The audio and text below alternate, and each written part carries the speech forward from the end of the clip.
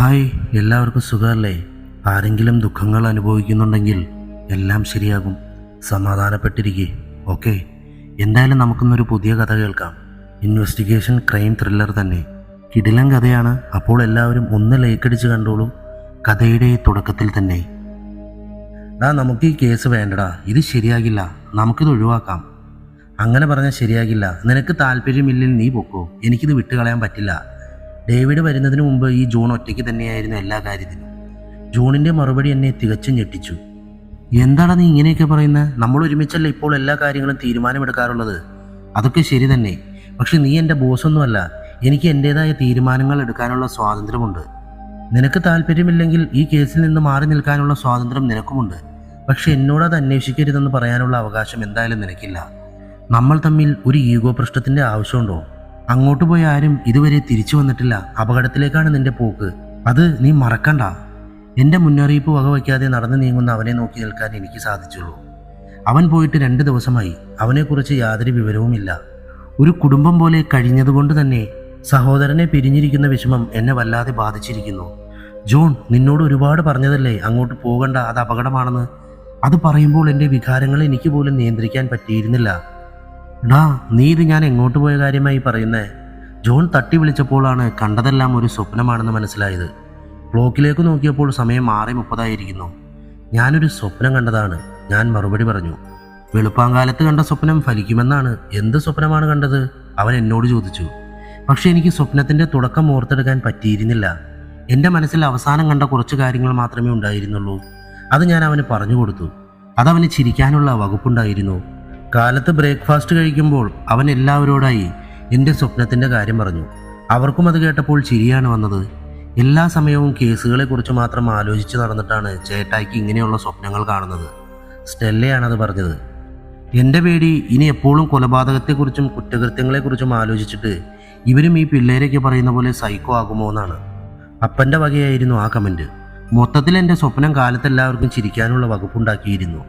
ജോണിൻ്റെ അമ്മ കൂടി ഇങ്ങോട്ട് താമസം മാറ്റിയ ശേഷം ഒരു കുടുംബം പോലെയായിരുന്നു എൻ്റെ വീട്ടിൽ ഞങ്ങൾ കഴിഞ്ഞിരുന്നത്. കൊച്ചിയിലെ പുതിയ ഓഫീസ് തുടങ്ങിയിട്ട് മാസം 1 പെൺകുട്ടിയുടെ തിരോധാനം കഴിഞ്ഞ ശേഷം പുതിയൊരു കേസിനായി കാത്തിരിക്കുകയാണ് ഞങ്ങൾ. നാട്ടിൽ രോഗികളുണ്ടാകാൻ ഡോക്ടറും കുറ്റവാളികളുണ്ടാകാൻ അന്വേഷകരും ആഗ്രഹിക്കാൻ പാടില്ല എങ്കിലും ഞങ്ങളുടെ അവസ്ഥ ഏറെക്കുറെ ഇപ്പോൾ അതാണ്. പക്ഷേ തെറ്റ് ചെയ്യുന്നവരെ നിയമത്തിന് മുന്നിൽ കൊണ്ടുവരിക എന്നൊരു ലക്ഷ്യം അതിനു പിന്നിലുണ്ട് എന്ന രീതിയിൽ പോസിറ്റീവായാണ് ഞാൻ ചിന്തിച്ചത്. പക്ഷെ അവസാന കേസിൽ നിയമം വിട്ട് ഞാൻ മനസ്സാക്ഷിയുടെ കൂടെ പോയി. അതൊരിക്കലും ഞങ്ങൾക്ക് കുറ്റബോധവും തോന്നിയിട്ടില്ല. വീട്ടിലുള്ളവരോട് ഞങ്ങൾ അതേക്കുറിച്ച് പറഞ്ഞപ്പോൾ അവരുടെ അഭിപ്രായം അതുതന്നെയായിരുന്നു. രാവിലത്തെ സംഭവങ്ങളൊക്കെ തീർന്ന് ഓഫീസിലെത്തി കുറച്ച് സമയം കഴിഞ്ഞപ്പോൾ ഒട്ടും പ്രതീക്ഷിക്കാത്ത ഒരാൾ എന്നെ കാണാൻ വന്നു. എൻ്റെ കൂടെ മാറമ്പള്ളി MES കോളേജിൽ BBAക്കുണ്ടായിരുന്ന ദേവകിയായിരുന്നു അത്. കോളേജിൽ നിന്നിറങ്ങിയ ശേഷം അങ്ങനെ ആരോടും കമ്പനി ഇല്ലാത്തത് കൊണ്ട് തന്നെ പെട്ടെന്ന് അവളെ കണ്ടപ്പോൾ എനിക്കൊരു കുറ്റബോധമാണ് തോന്നിയത്. ദേവു, എന്താ നീ ഇവിടെ? അവളെ അവിടെ കണ്ടപ്പോൾ ഞാൻ അത്ഭുതത്തോട് ചോദിച്ചു. അപ്പോൾ എൻ്റെ പേര് മറന്നിട്ടില്ല അല്ലേ? സാറയ്ക്കിപ്പോൾ വലിയ പുള്ളിയായില്ലേ? കേസ് തെളിയിച്ചതും കൊച്ചിയിൽ ഓഫീസ് തുടങ്ങിയതും എല്ലാം ഡേവിഡിൻ്റെ എല്ലാ കാര്യങ്ങളും ഞാൻ അറിയുന്നുണ്ടായിരുന്നു. ഡിഗ്രി കഴിഞ്ഞ ശേഷം നമ്മുടെ ക്ലാസ്സുമായുള്ള എല്ലാ ബന്ധവും നീ ഉപേക്ഷിച്ചല്ലോ. കോണ്ടാക്ട് നമ്പർ പോലും ഒഴിവാക്കി. ഇവിടെ ഉള്ളത് അറിഞ്ഞതുകൊണ്ടാണ് ഒരു കാര്യം പറയാമെന്ന് കരുതി നേരിട്ട് വന്നത്. അവൾ മറുപടി പറഞ്ഞു. എന്ത് കാര്യം? ഞങ്ങളെ അടുത്ത ഞായറാഴ്ച ഒരു ഗെറ്റ് ടുഗദർ പ്ലാൻ ചെയ്തിട്ടുണ്ട്. എല്ലാവരും വരാമെന്ന് സമ്മതിച്ചിട്ടുണ്ട്. ഡേവിഡ് ഗ്രൂപ്പിലൊന്നുമില്ലല്ലോ. പിന്നെ വിളിച്ചു പറയാമെന്ന് വെച്ചാൽ അന്ന് ഉപയോഗിച്ചിരുന്ന നമ്പർ പോലും ഇപ്പോൾ നിലവിലില്ല. അതാണ് നേരിട്ട് വന്നത്. നമ്മുടെ ഡിഗ്രി കഴിഞ്ഞിട്ട് 4 വർഷമായില്ലേ? എല്ലാവർക്കും ഒന്ന് ഒത്തുകൂടാലോ. ഡേവിഡും തീർച്ചയായിട്ടും വരണം, ദേവു എന്നോട് പറഞ്ഞു. ഞാൻ എന്തു മറുപടി പറയണമെന്ന സംശയത്തിൽ നിന്നപ്പോൾ അവൾ തുടർന്നു. പഴയ കാര്യങ്ങളൊക്കെ മനസ്സിൽ വെച്ചുകൊണ്ട് നീ വരാതിരിക്കരുത്. ഒന്നുമില്ലേലും നീ ഇപ്പോൾ എന്ത് പൊസിഷനിലാണെന്ന് അവരെ അറിയിക്കുകയെങ്കിലും ചെയ്യാമല്ലോ.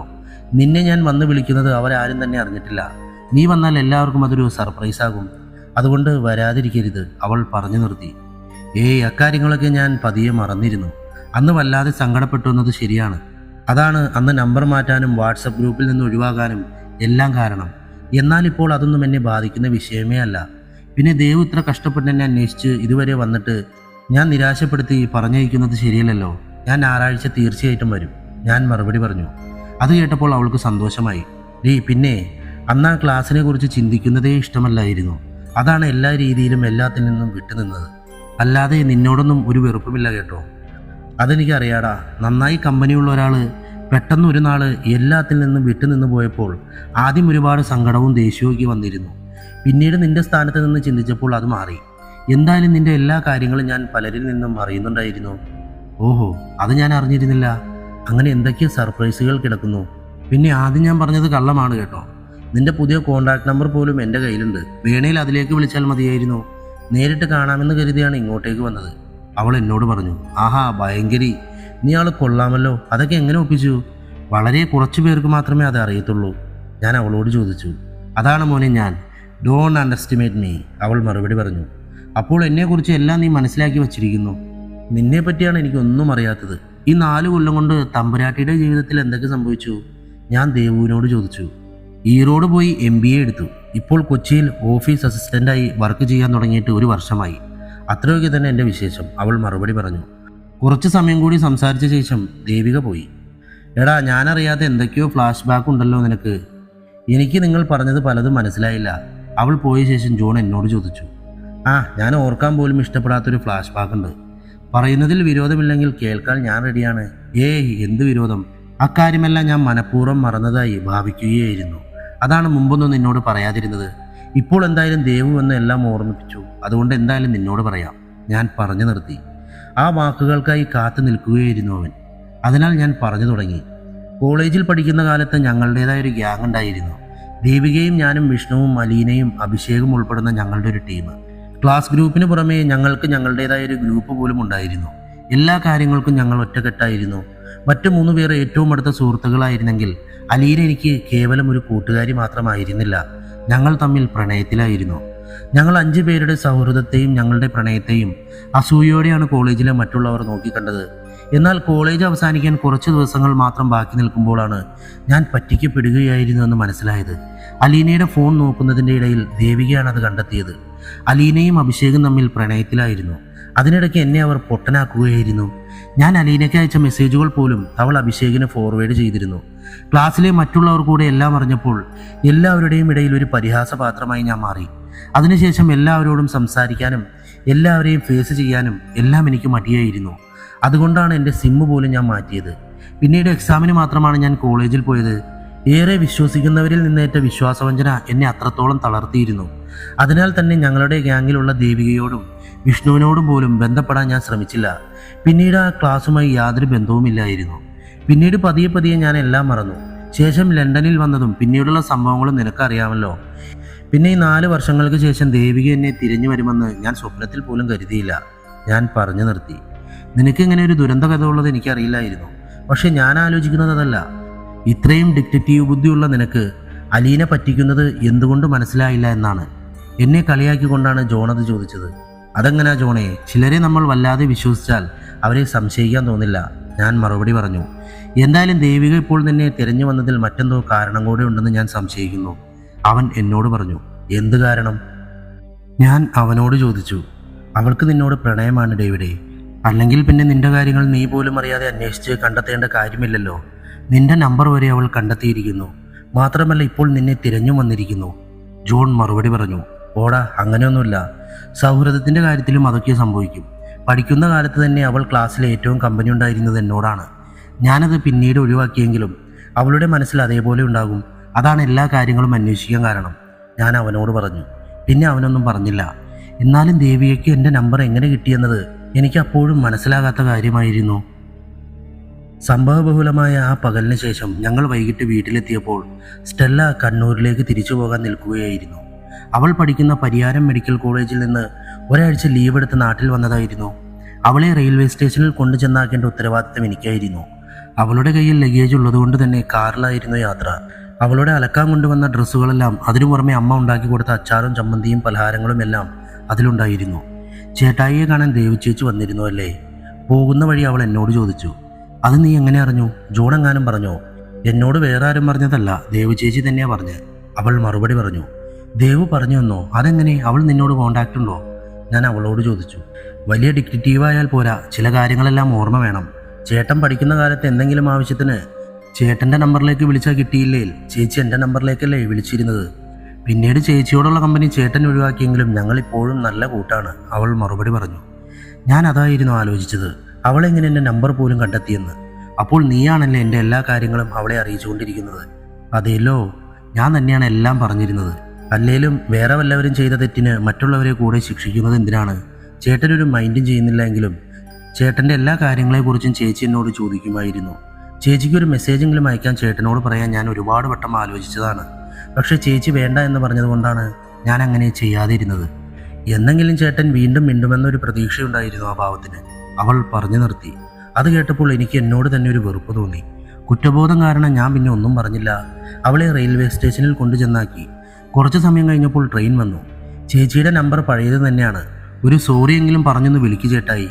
ഞാൻ പോകാൻ നേരം എൻ്റെ പെങ്ങൾ എനിക്കൊരു ഉപദേശം തന്നു. ഞാൻ ദേവികയ്ക്ക് വിളിക്കുമെന്ന് വാക്കുകൊടുത്ത് അവിടെ നിന്നും മടങ്ങി. വീട്ടിൽ വന്ന ശേഷം ഞാൻ ജോണിനോട് എല്ലാ കാര്യങ്ങളും പറഞ്ഞു. ദേവികയുടെ തിരിച്ചുവരവിന് പുറകിലുള്ള അവൻ്റെ എല്ലാ സംശയങ്ങളും മാറിയിരുന്നു. ദേവികയ്ക്ക് ഒന്ന് വിളിക്കാൻ തന്നെ ഞാൻ തീരുമാനിച്ചു. സ്റ്റെല്ല പറഞ്ഞതുകൊണ്ട് മാത്രമായിരുന്നില്ല അത്, മറിച്ച് എൻ്റെ മനസ്സ് തന്നെ എന്നോട് ഒരു തെറ്റ് തിരുത്താൻ ആവശ്യപ്പെട്ടിരുന്നു. ഞാൻ വിളിച്ചപ്പോൾ പെട്ടെന്ന് തന്നെ അവൾ ഫോൺ അറ്റൻഡ് ചെയ്തു. അവൾ എൻ്റെ വിളി പ്രതീക്ഷിച്ചിരുന്ന പോലെയാണ് എനിക്ക് തോന്നിയത്. ഞങ്ങൾ കുറേ നേരം ഫോണിൽ സംസാരിച്ചു. പകൽ സംസാരിക്കാൻ വിട്ടുപോയ ഒരുപാട് കാര്യങ്ങൾ അവൾക്ക് എന്നോട് പറയാനുണ്ടായിരുന്നു. അഭിഷേകും അലീനയും തമ്മിലുള്ള കല്യാണം ഉറപ്പിച്ച കാര്യം അവൾ എന്നോട് പറഞ്ഞു. അന്നത്തെ ആ സംഭവത്തിന് ശേഷം അവരോട് അവളും അധികം കമ്പനിയില്ലായിരുന്നു. അന്ന് ഞങ്ങളുടെ കൂടെ പഠിച്ച പെൺകുട്ടികളിൽ ഇനി ദേവികയടക്കം 3 പേര് മാത്രമേ കല്യാണം കഴിക്കാത്തതായി ഉണ്ടായിരുന്നുള്ളൂ. വിഷ്ണുവിനെ കുറിച്ച് ചോദിക്കാനും ഞാൻ മറന്നില്ല. ഡിഗ്രി കഴിഞ്ഞ ശേഷം പഠനം നിർത്തിയവൻ പിന്നീട് ജോലിക്ക് വേണ്ടി വിദേശത്ത് പോയെന്നും ഇപ്പോൾ ലീവിന് നാട്ടിൽ വന്നിട്ടുണ്ടെന്നും അവൾ എന്നോട് പറഞ്ഞു. ഈ ഗെറ്റ് ടുഗദർ പ്ലാൻ പോലും അവൻ്റേതായിരുന്നു. അങ്ങനെ പല വിശേഷങ്ങളും അവൾ എന്നോട് പറഞ്ഞു. അവളോട് സോറി പറയാനും ഞാൻ മറന്നില്ല. പക്ഷേ അവൾക്ക് സോറിയൊന്നും ആവശ്യമില്ലായിരുന്നു. ഞാൻ ഫോൺ വിളിച്ചപ്പോൾ തന്നെ അവൾ ഒരുപാട് സന്തോഷവതിയായിരുന്നു. കോളേജ് കാലഘട്ടത്തിൽ സംസാരിച്ചിരുന്ന പോലെ തികച്ചും ഫ്രീ ആയി തന്നെ ഞങ്ങൾ സംസാരിച്ചു. പെട്ടെന്നൊരു 4 വർഷം പിറകിലോട്ട് പോയ പോലെ എനിക്ക് അനുഭവപ്പെട്ടു. അവൾക്ക് വിളിച്ച ശേഷം ഞാൻ വിഷ്ണുവിനും വിളിച്ചു. അവനോടും ഒരുപാട് വിശേഷങ്ങൾ ചോദിക്കാനും പറയാനും ഉണ്ടായിരുന്നു. പിന്നീടുള്ള ഓരോ ദിവസവും മനോഹരമായിരുന്നു. പതിയെ ആ പഴയ കൗമാരക്കാലത്തിലേക്ക് ഞങ്ങൾ വീണ്ടും എത്തിയതുപോലെ എനിക്ക് തോന്നി. ഞങ്ങൾ 3 പേരുമായി ഞങ്ങളുടെ ആ പഴയ ഗ്രൂപ്പ് വീണ്ടും പുനർജനിച്ചു. കേസിൻ്റെ മൂഡിൽ നിന്നൊക്കെ മാറി ഗെറ്റ് ടുഗദറിൻ്റെ മൂഡിലിരിക്കുമ്പോഴാണ് വെള്ളിയാഴ്ച രാത്രി അനുപമ മാഡത്തിൻ്റെ ഒരു ഫോൺ കോൾ വന്നത്. ഒട്ടും കേൾക്കാൻ ഇഷ്ടമുള്ള വാർത്തയായിരുന്നില്ല മാഡത്തിന് പറയാനുണ്ടായിരുന്നത്. എടാ, എന്താ സംഭവം? മാഡം ഫോൺ വെച്ചപ്പോൾ ജോൺ എന്നോട് ചോദിച്ചു. എടാ, തൃപ്പൂണിത്തറയിൽ നിന്ന് ഒരു പെൺകുട്ടിയെ കാണാതായിരിക്കുന്നു. അക്കാര്യം പറയാനാണ് മാഡം വിളിച്ചത്. ഞാൻ മറുപടി പറഞ്ഞു. നമ്മുടെ സഹായം ചോദിച്ചു വിളിച്ചതാണോ? അല്ല, മാഡം സംഭവം അറിഞ്ഞപ്പോൾ നമ്മളോട് പറഞ്ഞു എന്നുള്ളൂ. കൂടുതൽ വിവരങ്ങൾ വല്ലതും പറഞ്ഞോ? തൃപ്പൂണിത്തറ ഗവൺമെൻറ് കോളേജ് വിദ്യാർത്ഥിയായ സൗമ്യയാണ് കാണാതായിരിക്കുന്നത്. സാധാരണ വീട്ടിലെത്തുന്ന സമയമായിട്ടും എത്തിയില്ല എന്നും ഫോണിലേക്ക് വിളിച്ചിട്ട് റിങ് ചെയ്യുന്നുണ്ട്, എടുക്കുന്നില്ല എന്നും പറഞ്ഞുകൊണ്ടാണ് വീട്ടുകാർ പരാതി കൊടുത്തിരിക്കുന്നത്. വല്ല ചുറ്റികളെയുമാണോ എന്ന് സംശയിച്ച് ഫോൺ ലൊക്കേഷൻ നോക്കിയപ്പോൾ കോളേജിനോടുള്ള ടവറാണ് കാണിച്ചത്. അത് പ്രകാരം അന്വേഷിച്ചപ്പോൾ കോളേജിനോട് അല്പം മാറി റോഡ് സൈഡിൽ ഉപേക്ഷിക്കപ്പെട്ട രീതിയിൽ ആ ഫോൺ കണ്ടെത്തിയിട്ടുമുണ്ട്. സംഭവം അല്പം സീരിയസ് ആണെന്ന് തോന്നിയതുകൊണ്ട് തൃപ്പൂണിത്തറ SI മേഡത്തെ വിളിച്ച് പറഞ്ഞതാണ്. ഞാൻ മേഡത്തിൽ നിന്നറിഞ്ഞ കാര്യം അവനോട് പറഞ്ഞു. നമ്മുടെ നീതിയുടെ കാവൽക്കാർ വീണ്ടും ഇറങ്ങേണ്ടി വരുമോ? എല്ലാം കേട്ടപ്പോൾ അവൻ എന്നോട് ചോദിച്ചു. ചിലപ്പോൾ വേണ്ടി വരുമെന്ന് തോന്നുന്നുണ്ട് സുഹൃത്തെ. ഞാൻ അവനോട് മറുപടി പറഞ്ഞു. അന്നത്തെ ദിവസം എൻ്റെ മനസ്സിൽ ആ സംഭവം തന്നെയായിരുന്നു. കിടക്കുമ്പോഴും ആ പെൺകുട്ടിക്ക് എന്ത് സംഭവിച്ചതാകുമെന്ന ചിന്തയായിരുന്നു എനിക്ക്. പിറ്റേന്ന് പതിവ് പോലെ ഓഫീസിലിരിക്കുമ്പോഴാണ് അനുപമ മേഡത്തിൻ്റെ ഫോൺ വന്നത്. മുനിസിപ്പൽ വേസ്റ്റിൻ്റെ ഇടയിൽ നിന്ന് രക്തത്തിൽ കുളിച്ചു കിടക്കുന്ന ശിരസില്ലാത്തൊരു ശരീരം കിട്ടിയെന്ന വാർത്ത പറയാനായിരുന്നു അത്. പ്രാഥമിക കാഴ്ചയിൽ കാണാതായ പെൺകുട്ടിയുടെ ശരീരവുമായി മാച്ചിങ് ആണെന്നായിരുന്നു പോലീസ് നിഗമനം. ഞങ്ങളോട് അങ്ങോട്ടേക്ക് വരാൻ പറഞ്ഞുകൊണ്ടായിരുന്നു മാഡം വിളിച്ചത്. ഒട്ടും സമയം കളയാതെ വേഗം തന്നെ ഞങ്ങൾ അങ്ങോട്ടേക്ക് പോയി. ഒരൊറ്റ വട്ടമേ എനിക്ക് ശരീരത്തിലോട്ട് നോക്കാൻ പറ്റുള്ളൂ. കാരണം അത്രയും ക്രൂരത ആ ശരീരത്തോട് ചെയ്തിട്ടുണ്ടായിരുന്നു. തലയില്ലാത്ത ശരീരത്തിൽ കത്തികൊണ്ട് ഏൽപ്പിച്ച ഒരുപാട് മുറിവുകളുണ്ടായിരുന്നു. കൂടുതൽ കണ്ടു നിൽക്കാൻ പറ്റാത്തതുകൊണ്ട് ഞാൻ അവിടെ നിന്ന് മാറി. എന്തിനാ മാഡം വരാൻ പറഞ്ഞ് ഞാൻ മേഡത്തോട് ചോദിച്ചു. ഇത് കണ്ടിട്ട് എനിക്കൊരു സാധാരണ കൊലപാതകത്തെ പോലെ തോന്നുന്നില്ല. വരാനിരിക്കുന്ന എന്തോ ഒന്നിൻ്റെ മുന്നറിയിപ്പ് പോലെ. നിങ്ങൾക്ക് എന്തു തോന്നുന്നു? ഇതിൻ്റെ പിന്നിൽ 2 സാധ്യത ഞാൻ കാണുന്നു. ഒന്നാമത്തേത് കൊല്ലപ്പെട്ട ആളോട് തീർത്താൽ തീരാത്ത വെറുപ്പുള്ളൊരു വ്യക്തി ചെയ്ത കൊലപാതകം. എത്രത്തോളം ക്രൂരമായി കൊല്ലാൻ പറ്റുമോ അത്രയും ക്രൂരമായി തന്നെ കൊല്ലണമെന്ന വാശിയിൽ ചെയ്ത ഒരു കൊലപാതകം. പിന്നെയുള്ള ചാൻസ് മേഡം പറഞ്ഞതാണ്, ഒരു സൈക്കോ കില്ലറുടെ സാന്നിധ്യം. ശിരസില്ലാത്ത ശരീരം ആ സംശയം ഒന്നുകൂടി ഊട്ടി ഉറപ്പിക്കുന്നതാണ്. സൈക്കോ സിനിമയിലെ സൈക്കോ കില്ലറെ പോലെ ശരീരം മാത്രം ഉപേക്ഷിക്കുന്ന ഒരു സൈക്കോ. രണ്ടാമത്തെ സാധ്യതയാണെങ്കിൽ നമ്മൾ പേടിക്കണം. ഇതൊരു തുടക്കം മാത്രമായിരിക്കും. ഞാൻ മറുപടി പറഞ്ഞു. അത് തന്നെയാണ് എൻ്റെയും പേടി. എത്ര ക്രൂരമായാണ് ഈ കൊലപാതകം നടത്തിയിരിക്കുന്നത്? മാഡം എന്നോട് പറഞ്ഞു. ഒരു സൈക്കോ ചെയ്ത കൊലപാതകമാണെന്ന് തെറ്റിദ്ധരിപ്പിക്കാൻ വേണ്ടി ആ പെൺകുട്ടിയോട് ശത്രുതയുള്ള ആരെങ്കിലും ഇങ്ങനെ ചെയ്തതാണെങ്കിലോ അതും ഒരു സാധ്യതയല്ലേ? ജോൺ എന്നോട് ചോദിച്ചു. അതെ, അതുകൊണ്ടാണ് ആദ്യത്തെ സാധ്യത ഞാൻ പൂർണ്ണമായും തള്ളിക്കളയാതിരുന്നത്. ഞാൻ മറുപടി പറഞ്ഞു. കുറച്ചു കഴിഞ്ഞപ്പോൾ കാണാതായ കുട്ടിയുടെ വീട്ടുകാർ കൂടി അവിടേക്ക് വന്നു. പോസ്റ്റ്മോർട്ടത്തിന് ശേഷം തലയില്ലാത്ത ശരീരം അവർക്ക് ചടങ്ങുകൾക്ക് വിട്ടു നൽകുന്നത് ആലോചിച്ചപ്പോൾ തന്നെ എനിക്കുള്ളിൽ സങ്കടം വന്നു. കൂടുതൽ കണ്ടു നിൽക്കാനുള്ള മനക്കരുത്തില്ലാത്തതിനാൽ എന്തെങ്കിലും ആവശ്യമുണ്ടെങ്കിൽ വിളിച്ചാൽ മതിയെന്ന് മേഡത്തോട് പറഞ്ഞ് ഞങ്ങൾ ഇറങ്ങി. വീട്ടിലെത്തിയെങ്കിലും മനസ്സിൽ ആ കാഴ്ച തന്നെയായിരുന്നു. ഭക്ഷണം കഴിക്കാനിരിക്കുമ്പോൾ പോലും തലയില്ലാത്ത രക്തത്തിൽ കുളിച്ചു കിടക്കുന്ന ശരീരമാണ് എൻ്റെ മനസ്സിലേക്ക് ഓടി വന്നത്. നാളത്തെ ഗെറ്റ് ടുഗദറിനെ കുറിച്ച് ഒന്നുകൂടി ഓർമ്മിപ്പിക്കാൻ ദേവിക വിളിച്ചെങ്കിലും അവൾ പറഞ്ഞ കാര്യങ്ങൾക്കെല്ലാം ഒരു മൂളൽ മാത്രമായിരുന്നു മറുപടി. എൻ്റെ സംസാരത്തിൻ്റെ മാറ്റം കണ്ടപ്പോൾ തന്നെ അവൾ എന്നോട് കാര്യം ചോദിച്ചു. ഞാൻ അന്നത്തെ സംഭവങ്ങളെക്കുറിച്ചെല്ലാം അവളോട് പറഞ്ഞു. ഒന്ന് ഉറങ്ങി എണീറ്റാൽ എല്ലാം ശരിയാകുമെന്നും നാളെ പെട്ടെന്ന് വരണമെന്നും പറഞ്ഞ് അവൾ ഫോൺ വെച്ചു. കിടന്നെങ്കിലും എൻ്റെ മനസ്സിൽ പകൽ കണ്ട കാഴ്ച തന്നെയായിരുന്നു. ഇടയ്ക്കെപ്പോഴോ ഞാൻ ഉറങ്ങിപ്പോയി. നിർത്താതെ ഫോൺ ശബ്ദിക്കുന്നത് കേട്ടാണ് ഞാൻ ഉറക്കമുണർന്നത്. വാച്ചിൽ നോക്കിയപ്പോൾ സമയം 7 മണി കഴിഞ്ഞിട്ടേ ഉണ്ടായിരുന്നുള്ളൂ. അങ്ങേ തലയ്ക്കൽ അനുപമ മേഡമായിരുന്നു. ഡേവിഡ്, ഞാനൊരു ലൊക്കേഷൻ അയച്ചിട്ടുണ്ട്. പെട്ടെന്ന് 2 പേരും അങ്ങോട്ടേക്ക് വാ. ഒരു പെൺകുട്ടിയെ കൂടെ കാണാതായിട്ടുണ്ട്. മാത്രമല്ല മുമ്പ് കാണാതായ പെൺകുട്ടിയുടെ തല ഇവിടെ നിന്നും ലഭിച്ചിട്ടുമുണ്ട്. നമ്മൾ സംശയിച്ചത് ശരിയാണെന്ന് തോന്നുന്നു. അത്രയും പറഞ്ഞ് മേഡം ഫോൺ വെച്ചു. മേഡം പറഞ്ഞ സ്ഥലത്തേക്ക് പെട്ടെന്ന് തന്നെ ഞങ്ങൾ പോയി. അവിടെ എത്തിയ ആ വീട് കണ്ടപ്പോൾ എനിക്കതൊരു ഞെട്ടലായിരുന്നു. എൻ്റെ മുഖത്തെ ഭാവമാറ്റം കണ്ട് ജോൺ കാര്യം അന്വേഷിച്ചു. അലീനയുടെ വീട്. ആ വീട് ചൂണ്ടിക്കൊണ്ട് ഞാൻ പറഞ്ഞു. ഞങ്ങളെ കാത്ത് മേഡം പുറത്ത് തന്നെ ഉണ്ടായിരുന്നു. മേഡത്തോടൊപ്പം ഞങ്ങൾ വീട്ടിൽ കയറി. മേഡം ഞങ്ങളെ വീട്ടിലെ പ്രധാന ഹാളിലേക്ക് കൂട്ടിക്കൊണ്ടുപോയി. അവിടെ ചുമരിൽ ചുവപ്പ് കളർ കൊണ്ട് ഡാർക്ക് ഡെവിൽ എന്ന് എഴുതിയിട്ടുണ്ടായിരുന്നു. അതിന് താഴെ ഒരു സിംഗിൾ ഹാങ്ങർ ചുമരിൽ ഒട്ടിച്ചു വെച്ചിട്ടുണ്ടായിരുന്നു. ഡേവിഡ്, ആ ഹാങ്ങറിൽ തൂക്കിയിട്ട രീതിയിൽ ഒരു സ്കൂൾ ബാഗ് ഉണ്ടായിരുന്നു. ആ ബാഗിൻ്റെ ഉള്ളിൽ മിനിഞ്ഞാന്നാണ് കാണാതായ സൗമ്യയുടെ തലയും. മേഡം എന്നോട് പറഞ്ഞു. എന്താണ് ഇന്നലെ രാത്രി ഇവിടെ ശരിക്കും സംഭവിച്ചത്? ഒരു പെൺകുട്ടിയെ കൂടെ കാണാതായി എന്ന് മേഡം പറഞ്ഞല്ലോ. ഞാൻ മേഡത്തോട് ചോദിച്ചു. ഇന്ന് കാലത്ത് തൃക്കാക്കര SI വിളിച്ചത് പ്രകാരമാണ് ഞാൻ ഇവിടെ എത്തിയത്. തങ്ങളെ ബോധരഹിതരാക്കിയ ശേഷം മകളെ ഇന്നലെ രാത്രി മുഖം മൂടി വെച്ചൊരാൾ തട്ടിക്കൊണ്ടു പോയി എന്ന് പറഞ്ഞുകൊണ്ട് തൃക്കാക്കര സ്റ്റേഷനിലോട്ടൊരു പരാതി വന്നിരുന്നു.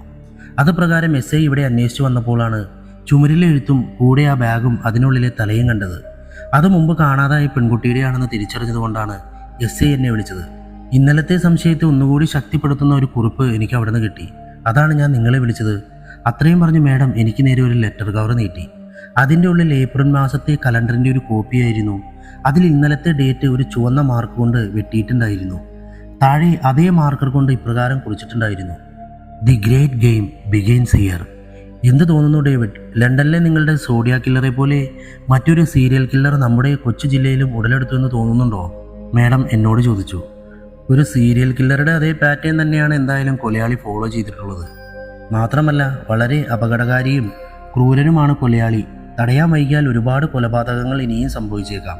ഒരു തുടക്കമാണെന്നാണല്ലോ ആ കുറിപ്പിലുള്ളത്. എന്തായാലും അലീനയുടെ ജീവൻ അപകടത്തിലാണ്. അല്ല, കാണാതായ പെൺകുട്ടിയെക്കുറിച്ച് ഞാനൊന്നും പറഞ്ഞിരുന്നില്ലല്ലോ? മേഡം അത്ഭുതത്തോടെ ചോദിച്ചു. മേഡം പറഞ്ഞില്ലെങ്കിലും വീട് കണ്ടപ്പോൾ തന്നെ എനിക്ക് അലീനയുടെ വീടാണെന്ന് മനസ്സിലായിരുന്നു. അവളുടെ അപ്പന് മറ്റൊരു പെൺകുട്ടിയുള്ളതായി എനിക്കറിയില്ല. ഞാൻ മറുപടി പറഞ്ഞു. അലീനയെ മുമ്പ് പരിചയമുണ്ടോ? എൻ്റെ കൂടെ പഠിച്ചതാണ്. പരിചയത്തെപ്പറ്റി പറയാനാണെങ്കിൽ ഒരുപാടുണ്ട്. ഇപ്പോൾ എന്തായാലും അതിനു പറ്റിയ സമയമല്ല. മേഡം പിന്നെ അക്കാര്യത്തെക്കുറിച്ച് ചോദിച്ചില്ല. വീട്ടുകാരുടെ മൊഴിയെടുത്തോ? ഞാൻ മേഡത്തോട് ചോദിച്ചു. ഓ, അക്കാര്യം പറയാൻ ഞാൻ മറന്നു. ഇന്നലെ രാത്രി ഒരു 10 മണിക്കൊക്കെയാണ് സംഭവം നടന്നിട്ടുള്ളത്. കോളിംബെല്ല് കേട്ട് വാതിൽ തുറന്നത് പെൺകുട്ടിയുടെ അപ്പനാണ്. വാതിൽ തുറന്നപ്പോൾ ചെകുത്താനെ പോലെ മുഖം മൂടി വെച്ച ഒരാളെ കണ്ടതും ഞെട്ടൽ മാറുന്നതിന് മുമ്പ് അയാൾ ഒരു സ്പ്രേ മുഖത്തേക്ക് അടിച്ചതും മാത്രമേ അപ്പന് ഓർമ്മയുള്ളൂ. അടുക്കളയിലായിരുന്ന താൻ കോളിംബെല്ല് വന്ന് കേട്ടപ്പോഴാണ് തറയിൽ കിടക്കുന്ന ഭർത്താവിനെ കണ്ടതെന്നും അടുത്തോട്ട് പോയപ്പോൾ പെട്ടെന്ന് വാതിലിന് പിറകിൽ നിന്ന് പേടിപ്പെടുത്തുന്ന മുഖം മൂടി ധരിച്ചൊരു രൂപം വന്ന് മുഖത്തോട്ട് സ്പ്രേ അടിച്ചു എന്നുമാണ് പെൺകുട്ടിയുടെ അമ്മ പറഞ്ഞത്. 2 പേരുടെയും ബോധക്ഷയം മാറാൻ 7 മണിക്കൂറിൽ കൂടുതൽ എടുത്തിട്ടുണ്ട്. ബോധം വന്നപ്പോഴാണ് മകൾ മിസ്സിംഗ് ആണെന്ന കാര്യം അവർ അറിഞ്ഞത്. കൂടെ ഇവിടുത്തെ കാറും മിസ്സിംഗ് ആണ്. വേറെ പൈസ ഒന്നും കാണാതായിട്ടുമില്ല. പോലീസിനെ വിളിക്കും വരെ വീട്ടുകാർ വിചാരിച്ചിരുന്നത് വല്ല മോഷണ സംഘവും ചെയ്ത പണിയാകുമെന്നാണ്. പിന്നീട് പോലീസ് വന്നപ്പോഴാണ് ആ ബാഗും തലയുമൊക്കെ ശ്രദ്ധിച്ചത്. ഇപ്പോൾ 2 പേരും ഫുൾ കരച്ചിലേക്കാണ്. മേഡം പറഞ്ഞു നിർത്തി.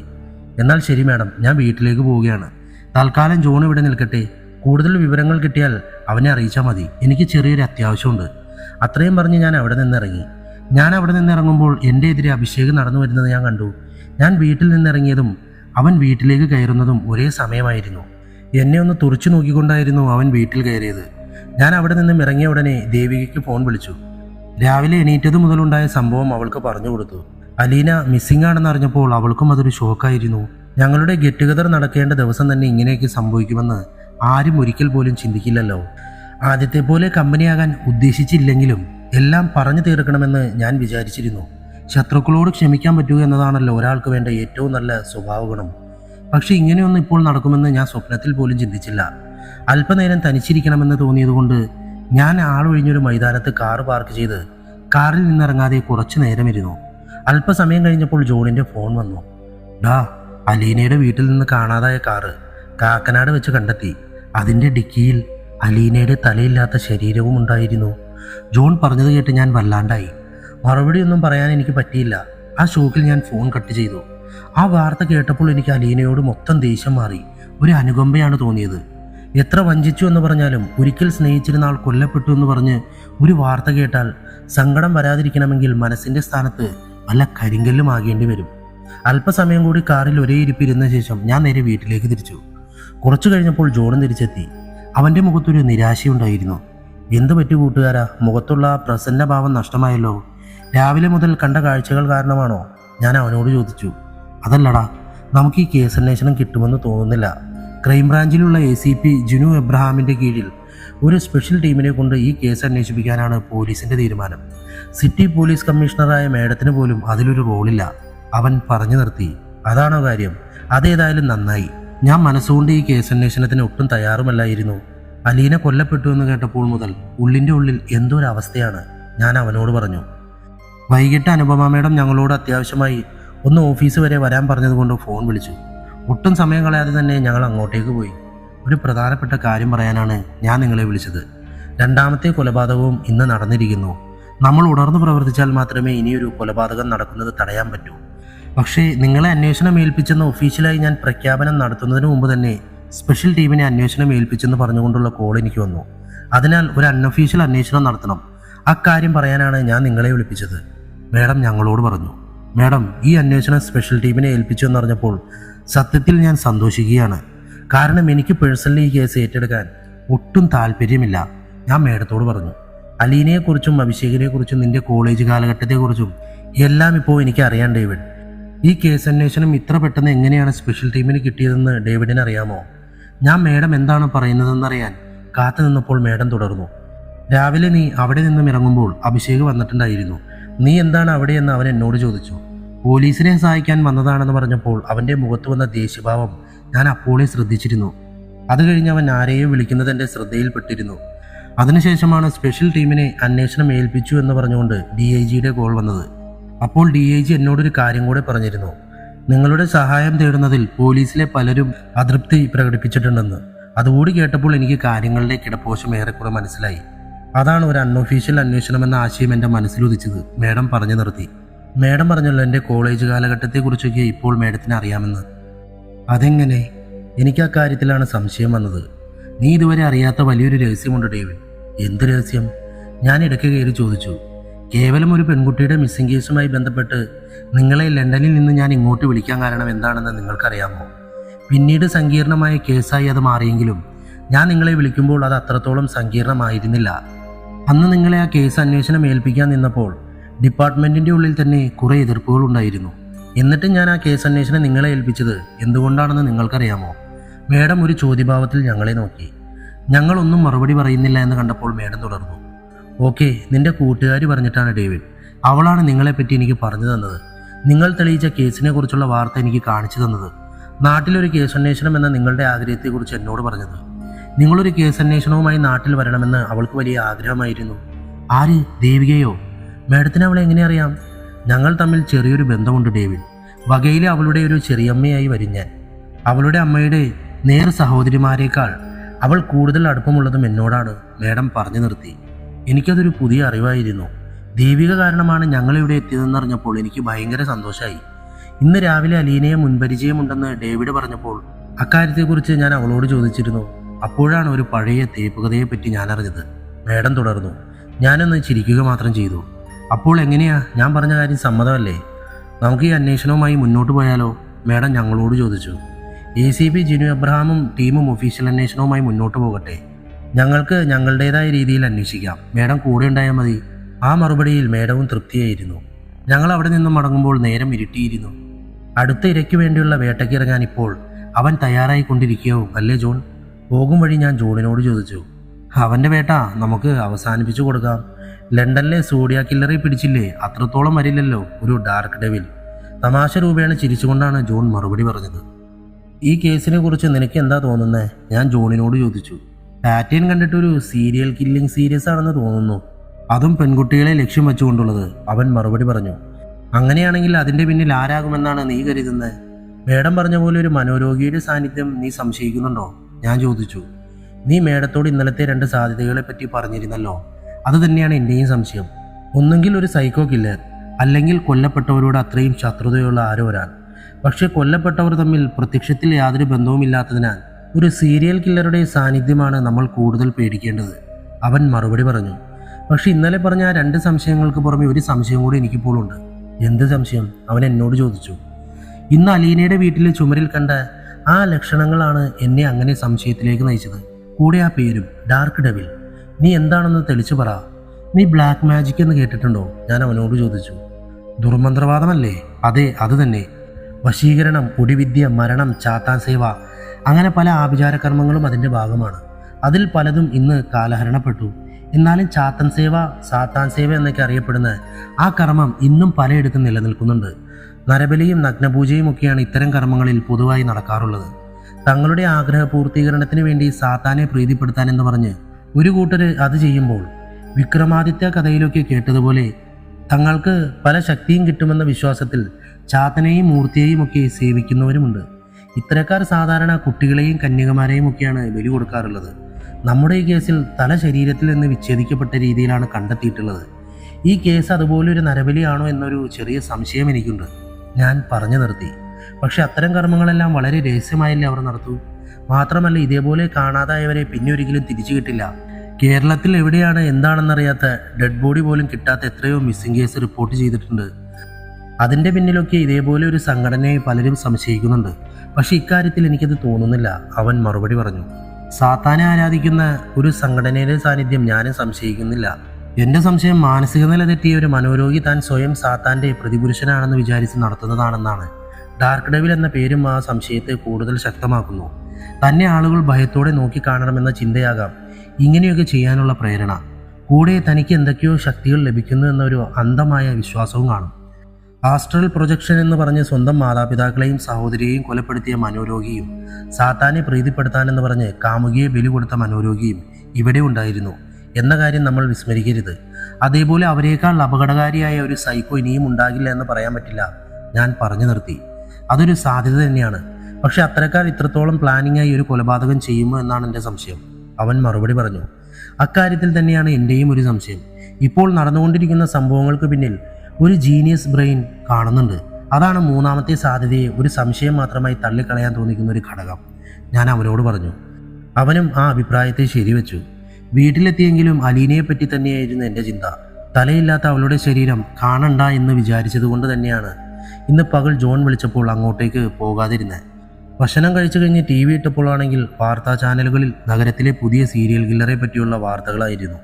ആവശ്യത്തിലധികം തന്നെ പബ്ലിസിറ്റി വാർത്താ ചാനലുകൾ തന്നെ കൊലയാളിക്ക് ചാർത്തി കൊടുത്തിരുന്നു. കേസന്വേഷണം ACP ജിനു എബ്രഹാമിനെ ഏൽപ്പിച്ച കാര്യവും ഹൈലൈറ്റ് ചെയ്ത് കാണിക്കുന്നുണ്ടായിരുന്നു. അല്പസമയം കൂടി TV കണ്ട് ഞാൻ കിടക്കാൻ പോയി. പിറ്റേന്ന് കാലത്ത് എണീറ്റപ്പോൾ തന്നെ ഒരു ദുരന്ത വാർത്ത കൂടി പ്രതീക്ഷിച്ചാണ് ഞാനിരുന്നത്. എൻ്റെ പ്രതീക്ഷ തെറ്റിക്കാതെ അല്പം വൈകാതെ തന്നെ മേഡത്തിൻ്റെ ഫോൺ കോൾ എത്തി. മേഡം പറഞ്ഞ വാർത്ത എനിക്ക് അത്രയും ഷോക്കിംഗ് ആയിരുന്നു. എന്താ മേഡം പറഞ്ഞേ? ഫോൺ വെച്ചപ്പോൾ ജോൺ എന്നോട് ചോദിച്ചു. കാക്കനാടുള്ള അഭിഷേകിൻ്റെ വീട്ടിൽ നിന്നും അവനെയും കാണാതായിരിക്കുന്നു. മുമ്പ് സൗമ്യയുടെ തല അലീനയുടെ വീട്ടിൽ നിന്ന് ലഭിച്ചതുപോലെ തന്നെ ഒരു ബാഗിൽ ചുമരിലെ ഹാങ്ങറിൽ തൂക്കിയിട്ട രീതിയിൽ അലീനയുടെ തല അഭിഷേകിൻ്റെ വീട്ടിൽ നിന്നും ലഭിക്കുകയും ചെയ്തിട്ടുണ്ട്. എല്ലാം അലീനയുടെ വീട്ടിൽ കണ്ടതുപോലെ തന്നെ അച്ഛനെയും അമ്മയെയും സഹോദരിയെയും മയക്കി കിടത്തിയിരിക്കുന്നു. അതേപോലെ വീട്ടിലെ കാറും കാണാനില്ല. ഇന്നലത്തെ ഡേറ്റ് ചുവന്ന മാർക്കർ കൊണ്ട് വെട്ടിയ രീതിയിൽ ഏപ്രിൽ മാസത്തെ കലണ്ടർ കോപ്പിയുമുണ്ട്. എല്ലാ അർത്ഥത്തിലും ഒരു സീരിയൽ കില്ലിംഗ് പാറ്റേൺ ഫോളോ ചെയ്യുന്നു എന്നർത്ഥം, ഞാൻ അവനോട് പറഞ്ഞു. പക്ഷേ ഡേവിഡ്, മറ്റൊരു കാര്യമുണ്ട്. നമ്മുടെ സംശയങ്ങൾ പലതും അസ്ഥാനത്തായിരിക്കുന്നു. നാം കരുതിയ പോലെ പെൺകുട്ടികളെ മാത്രം വേട്ടയാടുന്ന ഒരു കൊലയാളിയല്ല ഇത്. പിന്നെ നീ പറഞ്ഞ പോലെ ഒരു മനോരോഗിയും നമുക്കിപ്പോൾ സങ്കല്പിക്കാൻ കഴിയില്ല. അതിനൊക്കെ പുറമെ അഭിഷേകും അലീനയും തമ്മിലുള്ള ലിങ്ക് മറ്റൊരർത്ഥത്തിൽ സംശയിക്കാനാണ് പ്രേരിപ്പിക്കുന്നത്. ജോൺ എന്നോട് പറഞ്ഞു. അതെ, മേഡം പറഞ്ഞപ്പോൾ അക്കാര്യം തന്നെയാണ് ഞാനും ആലോചിച്ചത്. ഞാൻ പറഞ്ഞ മൂന്നാമത്തെ സാധ്യത നമുക്ക് മുഴുവനായി തള്ളിക്കളയാം, ഞാൻ അവനോട് പറഞ്ഞു. പക്ഷേ മുമ്പത്തെ കേസുകളെ പോലെ നമുക്ക് നേരിട്ട് ഇടപെട്ട് അന്വേഷിക്കാൻ പറ്റില്ല. അത് വലിയൊരു വെല്ലുവിളിയാണ്, ഞാൻ തുടർന്നു. പിന്നെ നമുക്ക് വേണ്ട വിവരങ്ങൾ എങ്ങനെ കിട്ടും? ജിനു എബ്രഹാമിൻ്റെ ടീമിലെ ഒരാൾ മേഡത്തിന് ഇൻഫർമേഷൻസ് കൊടുക്കുന്നുണ്ട്. ആ കാര്യങ്ങളാണ് മേഡം നമ്മളോട് പറയുന്നത്, ഞാൻ മറുപടി പറഞ്ഞു. എന്നിട്ട് അന്വേഷണം എവിടെ തുടങ്ങാനാണ് നിന്റെ പ്ലാൻ? അവൻ എന്നോട് ചോദിച്ചു. അത് തന്നെയാണ് ഞാനും ചിന്തിക്കുന്നത്. ഒരു വഴി ഉണ്ടാകാതിരിക്കില്ല, ഞാൻ അവനോട് പറഞ്ഞു. പ്രഭാത ഭക്ഷണം കഴിച്ച ശേഷം ഞങ്ങൾ ഓഫീസിലേക്ക് പോയി. വീട്ടിലെ സാഹചര്യത്തിൽ നിന്ന് മാറി കേസിനെ കുറിച്ച് ചർച്ച ചെയ്യാൻ ആ അന്തരീക്ഷമായിരുന്നു നല്ലത്. മാത്രമല്ല, എന്തെങ്കിലും ആവശ്യങ്ങൾക്ക് പെട്ടെന്ന് മേഡത്തിൻ്റെ അടുത്തേക്ക് പോകേണ്ടി വന്നാൽ അതിനും അത് തന്നെയായിരുന്നു സൗകര്യം. ഓഫീസിലേക്ക് എത്തിയ അല്പസമയത്തിൻ്റെ ഉള്ളിൽ അഭിഷേകിൻ്റെ വീട്ടിലെ കാറും അതിൻ്റെ ഉള്ളിൽ തലയില്ലാത്തവൻ്റെ ശരീരവും ഉപേക്ഷിക്കപ്പെട്ട നിലയിൽ ചെമ്പുമുക്കിൽ നിന്ന് കണ്ടെത്തിയെന്ന് പറഞ്ഞുകൊണ്ട് മേഡത്തിൻ്റെ ഫോൺ കോൾ എത്തി. എടാ, എന്നാലും ആളെ കൊണ്ടുപോകുന്നതിൻ്റെ ഒപ്പം കാർ കൂടെ കൊണ്ടുപോകാനുള്ള കാരണം എന്താകും? എന്നിട്ട് പിന്നീട് അവരുടെ തലയില്ലാത്ത ശരീരം ആ കാറിൽ തന്നെ ഉപേക്ഷിക്കുകയും ചെയ്യുന്നു. സൗമ്യയുടെ കാര്യം ഒഴിവാക്കിയാൽ ബാക്കിയുള്ള രണ്ടുപേരുടെയും കാര്യത്തിൽ അതാണല്ലോ സംഭവിച്ചിട്ടുള്ളത്. എല്ലാം കേട്ട് കഴിഞ്ഞപ്പോൾ ജോൺ എന്നോട് ചോദിച്ചു. അക്കാര്യം എനിക്കും ഒരു പിടുത്തം കിട്ടുന്നില്ല. കാറിലാണ് അവരെ കടത്തിക്കൊണ്ടു പോകുന്നതെങ്കിൽ എങ്ങനെയാണ് ആ കൊലയാളി വീട്ടിലേക്ക് വരുന്നതെന്നാണ് അറിയാത്തത്. ഇനി അയാൾക്ക് വല്ല സഹായം ഉണ്ടോ എന്നും അറിയില്ല, ഞാൻ അവനോട് പറഞ്ഞു. മുമ്പ് എപ്പോഴെങ്കിലും പരിസര പ്രദേശങ്ങളിൽ വന്ന് നിൽക്കുകയാവും. പിന്നെ തല ഒരു ബാഗിലാക്കിയല്ലേ ഇടുന്നത്, അത് വേണേൽ തോളിലും ഇടാം. എന്നിട്ട് രാത്രി കൃത്യം നടത്തേണ്ട സമയത്ത് നടന്നു പോയാൽ പോരെ, അവൻ എന്നോട് ചോദിച്ചു. അത് ശരിയാണല്ലോ, സ്വന്തം വണ്ടിയിൽ വന്നാൽ അടുത്തുള്ള വീട്ടുകാർ അഥവാ വണ്ടി ശ്രദ്ധിച്ചാലൊക്കെ പ്രശ്നമാണ്. ഇതാകുമ്പോൾ ആ പ്രശ്നമൊന്നുമില്ല. അസമയത്ത് ആ വീട്ടിലെ വണ്ടി തന്നെ പുറത്തോട്ട് പോകുമ്പോൾ ആരുമൊട്ട് സംശയിക്കുകയുമില്ല, ഞാൻ അവനോട് പറഞ്ഞു. അതെ, അത് തന്നെയാണ് ഞാനും പറഞ്ഞത്. വളരെ ബ്രില്യൻ്റായി ചിന്തിക്കുന്ന ഒരു കൊലയാളി തന്നെയാണ് ഇതിനൊക്കെ പിന്നിൽ. അവൻ്റെ ആ അഭിപ്രായത്തെ ഞാനും ശരിവെച്ചു. അലീനയ്ക്ക് പിന്നാലെ അഭിഷേകിനെയും കൊലപ്പെടുത്തണമെങ്കിൽ പൊതുവായി അവരോട് രണ്ടുപേരോടും വെറുപ്പുള്ള ആരെങ്കിലും ആകുമെന്ന് സംശയിക്കാം. പക്ഷെ അതിൻ്റെ ഇടയ്ക്ക് സൗമ്യ കൂടി വന്നതുകൊണ്ടാണ് ഒന്നും മനസ്സിലാകാത്തത്. ഒരു സീരിയൽ കില്ലിംഗ് ആണോ അതോ വല്ല പ്രതികാരമാണോ എന്ന് തീർച്ചപ്പെടുത്താൻ വയ്യ. അപ്പോൾ ആ ഏപ്രിൽ മാസത്തെ കലണ്ടറിൻ്റെ കോപ്പിയും അതിൽ ചുവന്ന മാർക്കർ കൊണ്ട് വെട്ടുന്ന ഡേറ്റുകളുമോ കേവലം ഇവരോടുള്ള പ്രതികാരമാണെങ്കിൽ അതിൻ്റെ ആവശ്യമുണ്ടോ? ഇനിയും ഇതേ രീതിയിൽ കൊലപാതകങ്ങൾ തുടരുമെന്നതിൻ്റെ സൂചനയല്ലേ അത്? അവൻ എന്നോട് ചോദിച്ചു. അതാണ്, മൊത്തത്തിൽ ഒരുപാട് സംശയങ്ങളുടെ നടുവിലാണ് നമ്മൾ. എന്താണെന്ന് തീർച്ചപ്പെടുത്താൻ പറ്റുന്നില്ല. എന്തായാലും സത്യം എന്താണെന്ന് നമ്മൾ കണ്ടെത്തുക തന്നെ ചെയ്യും. എൻ്റെ മറുപടിയിൽ ആത്മവിശ്വാസം നിറഞ്ഞിരുന്നു. വൈകുന്നേരമായപ്പോൾ എന്നെ കാണാൻ 3 പോലീസുകാർ വന്നു. വാർത്താ ചാനലുകളിൽ കണ്ട മുഖപരിചയം വെച്ച് അതിലൊരാളെ എനിക്ക് തിരിച്ചറിയാൻ സാധിച്ചു. ACP ജിനു എബ്രഹാമായിരുന്നു അത്. വന്നപ്പോൾ തന്നെ ACP സ്വയം പരിചയപ്പെടുത്തിയ ശേഷം എന്നോട് സംസാരിക്കാൻ ആരംഭിച്ചു. ഡേവിഡ്, 2 ദിവസമായി നടന്നുകൊണ്ടിരിക്കുന്ന സംഭവങ്ങളെല്ലാം അറിഞ്ഞു കാണുമല്ലോ അല്ലേ? തൻ്റെ കൂടെ മുമ്പ് MES മാറമ്പള്ളിയിൽ BBAക്ക് പഠിച്ചിരുന്ന 2 സഹപാഠികളാണ് കൊല്ലപ്പെട്ടിരിക്കുന്നത്. പാവം, 2 പേരും തമ്മിലുള്ള കല്യാണം ഉറപ്പിച്ചതായിരുന്നു. അത്രയും പറഞ്ഞ് സാറൊന്ന് നിർത്തിയ ശേഷം തുടർന്നു. അവരുടെ വീട്ടുകാരോട് അന്വേഷിച്ചപ്പോഴാണ് കോളേജിലേക്കൊരു ഗെറ്റ് ടുഗദറിന് പോകുന്നതിനെ പറ്റി അവർ പറഞ്ഞിരുന്നതായി പറഞ്ഞു കേട്ടത്. അതിൻ്റെ തലേ ദിവസമാണ് അലീനയെ കാണാതായത്. തൊട്ടടുത്ത ദിവസം അഭിഷേകും മിസ്സിംഗായി. ഇനി അവരുടെ ശത്രുക്കൾ ആരെങ്കിലും ചെയ്ത പണിയാണോന്ന് കരുതിയാണ് അന്ന് കൂടെ പഠിച്ചവരോടൊക്കെ ഒന്ന് അന്വേഷിക്കാമെന്ന് കരുതിയത്. പക്ഷേ അന്വേഷിച്ചു വന്നപ്പോൾ കോളേജ് കാലത്ത് അവരോട് ദേഷ്യം തോന്നാൻ സാധ്യതയുള്ള ഒരാളുടെ പേര് ഒരുപാട് പേർക്ക് പറയാനുണ്ടായിരുന്നു. ആ പേരിൻ്റെ ഉടമയോടുകൂടി അന്വേഷിക്കാമെന്ന് വിചാരിച്ചാണ് ഇപ്പോൾ ഞാൻ ഇങ്ങോട്ടേക്ക് വന്നത്, സാർ പറഞ്ഞു നിർത്തി. എന്നിട്ട് സാർ പറഞ്ഞു വരുന്നത് അവരെ 2 പേരെയും കൊലപ്പെടുത്തിയത് ഞാനാണെന്നാണോ? അങ്ങനെ ഞാൻ പറഞ്ഞില്ലല്ലോ ഡേവിഡ്. എല്ലാവരോടും ചോദിച്ച കൂട്ടത്തിൽ തന്നോടും ചോദിക്കാമെന്ന് വെച്ച് വന്നതാണ്, സാർ മറുപടി പറഞ്ഞു. കോളേജ് കാലത്തെ ഒരു പ്രണയത്തിൻ്റെ പേരിൽ ഞാൻ അവരെ കൊല്ലുമെന്ന് സാറിന് തോന്നുന്നുണ്ടോ? മാത്രമല്ല, അലീനയും അഭിഷേകും മാത്രമല്ലല്ലോ കൊല്ലപ്പെട്ടത്. എന്നിട്ടും അക്കാര്യത്തിൽ മാത്രം കൂടുതൽ ഊന്നൽ കൊടുക്കുന്നതിൻ്റെ പിന്നിൽ മറ്റെന്തെങ്കിലും സ്വാർത്ഥ താല്പര്യമുണ്ടോ? ഞാൻ സാറിനോട് ചോദിച്ചു. പോലീസിൻ്റെ മുന്നിൽ എല്ലാവരും ഒരേപോലെ തന്നെയാണ്. മുന്നിലുള്ള തെളിവുകളുടെയും സംശയങ്ങളുടെയും അടിസ്ഥാനത്തിൽ അന്വേഷണം നടത്തും, അല്ലാതെ മറ്റൊന്നുമില്ല. എന്തു തന്നെയായാലും അവരുടെ കൊലപാതകത്തിൽ എനിക്ക് യാതൊരു പങ്കുമില്ല. അതിനെപ്പറ്റി കൂടുതലൊന്നും എനിക്ക് പറയാനുമില്ല. എല്ലാവരെയും പോലെ തന്നെ ഞാനും അവരുടെ മരണത്തിൽ ഷോക്ക് തന്നെയാണ്, ഞാൻ മറുപടി പറഞ്ഞു. ഡേവിഡ്, ഈ കേസുമായി എന്തെങ്കിലും തരത്തിലുള്ള ബന്ധമുണ്ടെന്ന് ഞാൻ അറിയുകയാണെങ്കിൽ നമ്മൾ തമ്മിൽ ഒന്നുകൂടി കാണേണ്ടി വരും, ജിനു എബ്രഹാം എന്നോട് പറഞ്ഞു. അത്രയും പറഞ്ഞ് അദ്ദേഹം പോയി. സാറിന് ചെറിയ രീതിയിൽ നിന്നെ ഒരു സംശയമുണ്ടെന്ന് തോന്നുന്നു. സാറ് പോയപ്പോൾ ജോൺ എന്നോട് പറഞ്ഞു. അതിലൊരു കാര്യവുമില്ല ജോൺ, തെറ്റ് ചെയ്തവരെ ഭയപ്പെടേണ്ട ആവശ്യമുള്ളൂ. നീ പറഞ്ഞത് ശരിയാണ്. തെറ്റ് ചെയ്യാത്തവർ ഭയപ്പെടേണ്ട ആവശ്യമില്ല. നമുക്ക് ഇതിനൊക്കെ പിന്നിലുള്ള യഥാർത്ഥ ആളെ കണ്ടെത്തണം. അക്കാര്യത്തെക്കുറിച്ച് മാത്രം ആലോചിച്ചാൽ മതി. അതൊക്കെ അത്രേ ഉള്ളൂ. എല്ലാത്തിൻ്റെയും പിറകിലുള്ള ആ ദുരൂഹത നീക്കുക എന്നതാണ് നമ്മുടെ മുന്നിലുള്ള ഇപ്പോഴുള്ള കടമ, ഞാൻ അവനോട് പറഞ്ഞു. അല്പസമയത്തിന് ശേഷം എനിക്ക് ദേവികയുടെ ഫോൺ കോൾ വന്നു. ജിനു എബ്രഹാം അവളുടെ അടുത്തും വന്ന കാര്യം പറയാനായിരുന്നു അവൾ വിളിച്ചത്. ഓഫീസിൽ നിന്ന് ഇറങ്ങിയ ശേഷം പുറത്തെവിടെയെങ്കിലും വെച്ച് കാണാമെന്നും അവളോട് കുറിച്ച് സംസാരിക്കാനുണ്ടെന്നും പറഞ്ഞുകൊണ്ട് ഞാൻ ഫോൺ വെച്ചു. നമുക്ക് എന്തായാലും ഇവിടെ നിന്ന് ഇറങ്ങാം. പോകുന്ന വഴിക്ക് നമുക്ക് അനുപമ മേഡത്തിനെ ഒന്ന് കാണണം. കുറച്ച് കാര്യങ്ങൾ പറയാനുണ്ട്, ഞാൻ ജോണിനോട് പറഞ്ഞു. അപ്പോൾ നീ ദേവികയോട് കാണാമെന്ന് പറഞ്ഞല്ലോ. അത് വീട്ടിൽ പോയി ഒന്ന് ഫ്രഷ് ആയ ശേഷം പോകാനാണ് പ്ലാൻ. അവളെയും കൊണ്ട് ചുമ്മാ ബീച്ചിലൊക്കെ ഒന്ന് പോകാമെന്ന് വിചാരിക്കുന്നു. അതൊരു നല്ലൊരു ഐഡിയ ആണ്. അതാകുമ്പോൾ പറയാനുള്ള കാര്യങ്ങൾ പറയുകയും ചെയ്യാം, ഒന്ന് ചില്ലാവുകയും ചെയ്യാം, അവൻ മറുപടി പറഞ്ഞു. നീയും പോരൂ, കറക്കമൊക്കെ കഴിഞ്ഞ് പുറത്തു നിന്ന് ഭക്ഷണമൊക്കെ കഴിച്ച് രാത്രി നമുക്ക് മടങ്ങാം, ഞാൻ അവനോട് പറഞ്ഞു. ഞാൻ കൂടെ വന്നാൽ ശരിയാകില്ല. ദേവികയോട് എനിക്ക് അത്രയ്ക്ക് കമ്പനിയൊന്നുമില്ലല്ലോ. മിക്കവാറും നിങ്ങൾ സംസാരിക്കുമ്പോൾ ഞാൻ പോസ്റ്റ് ആകേണ്ടി വരും. അതുകൊണ്ട് നീ ഒറ്റയ്ക്ക് പോയാൽ മതി. അവനെൻ്റെ ക്ഷണം നിരസിച്ചു. പക്ഷേ ഞങ്ങൾ സമയം കളയാതെ അവിടെ നിന്നും ഇറങ്ങി.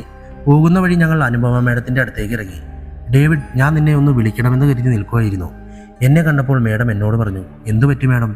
ജിനു എബ്രഹാമിൻ്റെ അന്വേഷണം നേരായ ദിശയിലല്ലെന്ന് തോന്നുന്നു. അയാൾ നിന്നെയാണ് സംശയിക്കുന്നത്. എന്നെ സംശയിക്കുന്നുണ്ടെന്ന് എനിക്ക് മനസ്സിലായി. എൻ്റെ കൂട്ടുകാരുടെ മൊഴി കൂടിയായപ്പോൾ എൻ്റെ മേലുള്ള സംശയം ഒന്ന് കൂടി എന്ന് പറയാം. അല്പം മുമ്പ് അദ്ദേഹം എന്നെ കാണാൻ വന്നിരുന്നു, ഞാൻ മേഡത്തിനോട് പറഞ്ഞു. അതല്ല, ജിനു എബ്രഹാം എന്നെ സംശയിക്കുന്ന കാര്യം മേഡം എങ്ങനെ അറിഞ്ഞു? അയാൾ മേഡത്തോട് പറഞ്ഞതാണോ?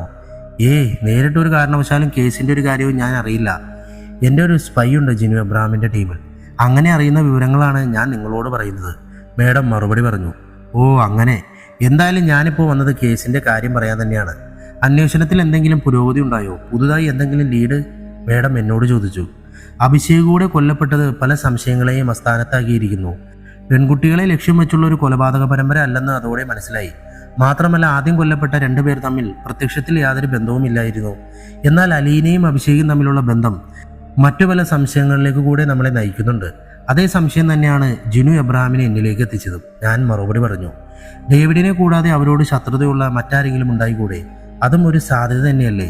മേഡം ചോദിച്ചു. അക്കാര്യം ഞാൻ ചിന്തിച്ചതാണ്. പക്ഷേ സൗമ്യയുടെ മരണമാണ് ആ ചിന്തയെ ചോദ്യം ചെയ്യുന്നത്. ആ കൊലപാതകത്തിന് മറ്റുള്ളവരിൽ നിന്ന് അല്പം വ്യത്യാസമുണ്ട്. എന്തായാലും നിങ്ങൾ അന്വേഷണവുമായി മുന്നോട്ട് പോകൂ. എനിക്ക് നിങ്ങളിൽ നല്ല വിശ്വാസമുണ്ട്. എൻ്റെ ഭാഗത്തു നിന്ന് എല്ലാ പിന്തുണയും ഉണ്ടാകും. മേഡം ഞങ്ങൾക്കൊരു ഊർജം സമ്മാനിച്ചു. ആ പിന്തുണ എന്നും ഞങ്ങൾക്ക് വേണം. ഞങ്ങളുടെ സ്വന്തം കഴിവ് കൊണ്ട് മാത്രമല്ല ഞങ്ങൾ കേസുകൾ തെളിയിച്ചിട്ടുള്ളത്, അതിൻ്റെ കൂടെ നിങ്ങളുടെയൊക്കെ സഹായവുമുണ്ട്. ലണ്ടനിൽ അലക്സാറായിരുന്നുവെങ്കിൽ ഇവിടെ എല്ലാ കാര്യങ്ങൾക്കും മേഡത്തിൻ്റെ പരിപൂർണ പിന്തുണയുണ്ട്. അതിൽ ഞങ്ങൾ എന്നും കടപ്പെട്ടിരിക്കും. എൻ്റെ മറുപടിയിൽ മേഡത്തിന് സന്തോഷമായി. പ്രധാനമായും ഞാനിപ്പോൾ മേഡത്തിൻ്റെ അടുത്തോട്ട് വന്നത് ഒരു കാര്യം പറയാൻ വേണ്ടിയായിരുന്നു. അടുത്തടുത്ത ദിവസങ്ങളിൽ ഒരേ രീതിയിലാണ് 2 കിഡ്നാപ്പ് നടന്നത്, അതും അവരുടെ വീട്ടിൽ വന്നിട്ട്. അതുകൊണ്ട് ഇന്ന് രാത്രി ശക്തമായ പോലീസ് ചെക്കിംഗ് ഏർപ്പെടുത്തണം. ജനങ്ങളോടെല്ലാം അതീവ ജാഗ്രതയോടെ ഇരിക്കാനും പറയണം, ഞാൻ മേഡത്തിനോട് പറഞ്ഞു. അതെന്തായാലും അത്യാവശ്യമാണ്. അല്ലെങ്കിൽ കൺമുന്നിൽ നടന്നുകൊണ്ടിരിക്കുന്ന സംഭവങ്ങൾ കണ്ടിട്ടും കണ്ടില്ലെന്ന് നടിക്കുന്ന പോലെയാകും. പറ്റാവുന്നിടത്തോളം ഫോഴ്സിനെ ജില്ലയുടെ പല ഭാഗത്തും എന്തായാലും ചെക്കിങ്ങിന് നിർത്തണം. മേഡം എൻ്റെ അഭിപ്രായത്തെ ശരിവച്ചു. വീട്ടിലെത്തിയിട്ട് ദേവികയുടെ കൂടെ പുറത്തോട്ട് പോകണമെന്ന് പ്ലാൻ ഇട്ടിരുന്നത് കൊണ്ട് തന്നെ അധികം വൈകാതെ ഞങ്ങൾ അവിടെ നിന്നിറങ്ങി. വീട്ടിലെത്തിയൊന്ന് ഫ്രഷായ ശേഷം ഞാൻ ദേവികയെ വിളിച്ചു. വീട്ടിൽ നിന്നിറങ്ങി ബസ് സ്റ്റോപ്പിൽ നിൽക്കാമെന്നും അവിടെ നിന്ന് ഞാൻ പിക്ക് ചെയ്തോളാമെന്നും ഞാൻ അവളോട് പറഞ്ഞു. അമ്മ ഉണ്ടാക്കിയ ചൂട് ചപ്പാത്തിയും കടലക്കറിയും കഴിച്ച ശേഷം ഞാൻ വീട്ടിൽ നിന്നിറങ്ങി. വീടിനടുത്തുള്ള ബസ് സ്റ്റോപ്പിൽ ദേവിക കാത്തു നിൽക്കുന്നുണ്ടായിരുന്നു. അവളെ പിക്ക് ചെയ്ത ശേഷം ഞാൻ കാർ നേരെ ചെറായി ബീച്ചിലേക്ക് വിട്ടു. കേസിൻ്റെ ടെൻഷനിൽ നിന്നൊക്കെ മാറി അല്പസമയം കടലിൻ്റെ ഭംഗിയൊക്കെ ആസ്വദിച്ച് ഇരിക്കാമെന്നതായിരുന്നു അങ്ങോട്ട് പോകാൻ എന്നെ പ്രേരിപ്പിച്ച ഘടകം. മാത്രമല്ല, ദേവികയുടെ കൂടെ പുറത്തോട്ടൊക്കെ പോയിട്ട് ഒരുപാട് കാലമായതുമാണ്. ബീച്ചിൽ പോയി കുറച്ചു നേരം അവിടുത്തെ കാഴ്ചകളെല്ലാം ആസ്വദിച്ചെങ്കിലും ഞങ്ങളുടെ സംസാരം പെട്ടെന്ന് തന്നെ ഞങ്ങളുടെ പഴയ കൂട്ടുകാരുടെ ദുരൂഹ മരണത്തിലേക്കെത്തി. അടുത്ത ദിവസങ്ങളിൽ അലീനയും അഭിഷേകും കൊല്ലപ്പെട്ടത് ഞങ്ങൾക്ക് എല്ലാവർക്കും ഒരു ഷോക്ക് തന്നെയായിരുന്നു. അവരോടൊപ്പമുള്ള കോളേജ് കാലഘട്ടത്തിലെ ഓർമ്മകളെ പറ്റിയും പഴയ പല സംഭവങ്ങളെ പറ്റിയുമായിരുന്നു ഞങ്ങളുടെ സംസാരം. പഴയ പല കാര്യങ്ങളും തികട്ടി വരാൻ തുടങ്ങിയപ്പോൾ പതിയെ ആ സംസാരം ഞാൻ അവസാനിപ്പിച്ചു. അത് മനസ്സിലായതുകൊണ്ട് തന്നെ ദേവിക പതിയെ അന്വേഷണത്തെക്കുറിച്ച് ചോദിക്കാൻ തുടങ്ങി. മേഡത്തിനോടും ജോണിനോടും പറഞ്ഞ എൻ്റെ പ്രധാനപ്പെട്ട ചില സംശയങ്ങൾ ഞാൻ അവളോടും പറഞ്ഞു.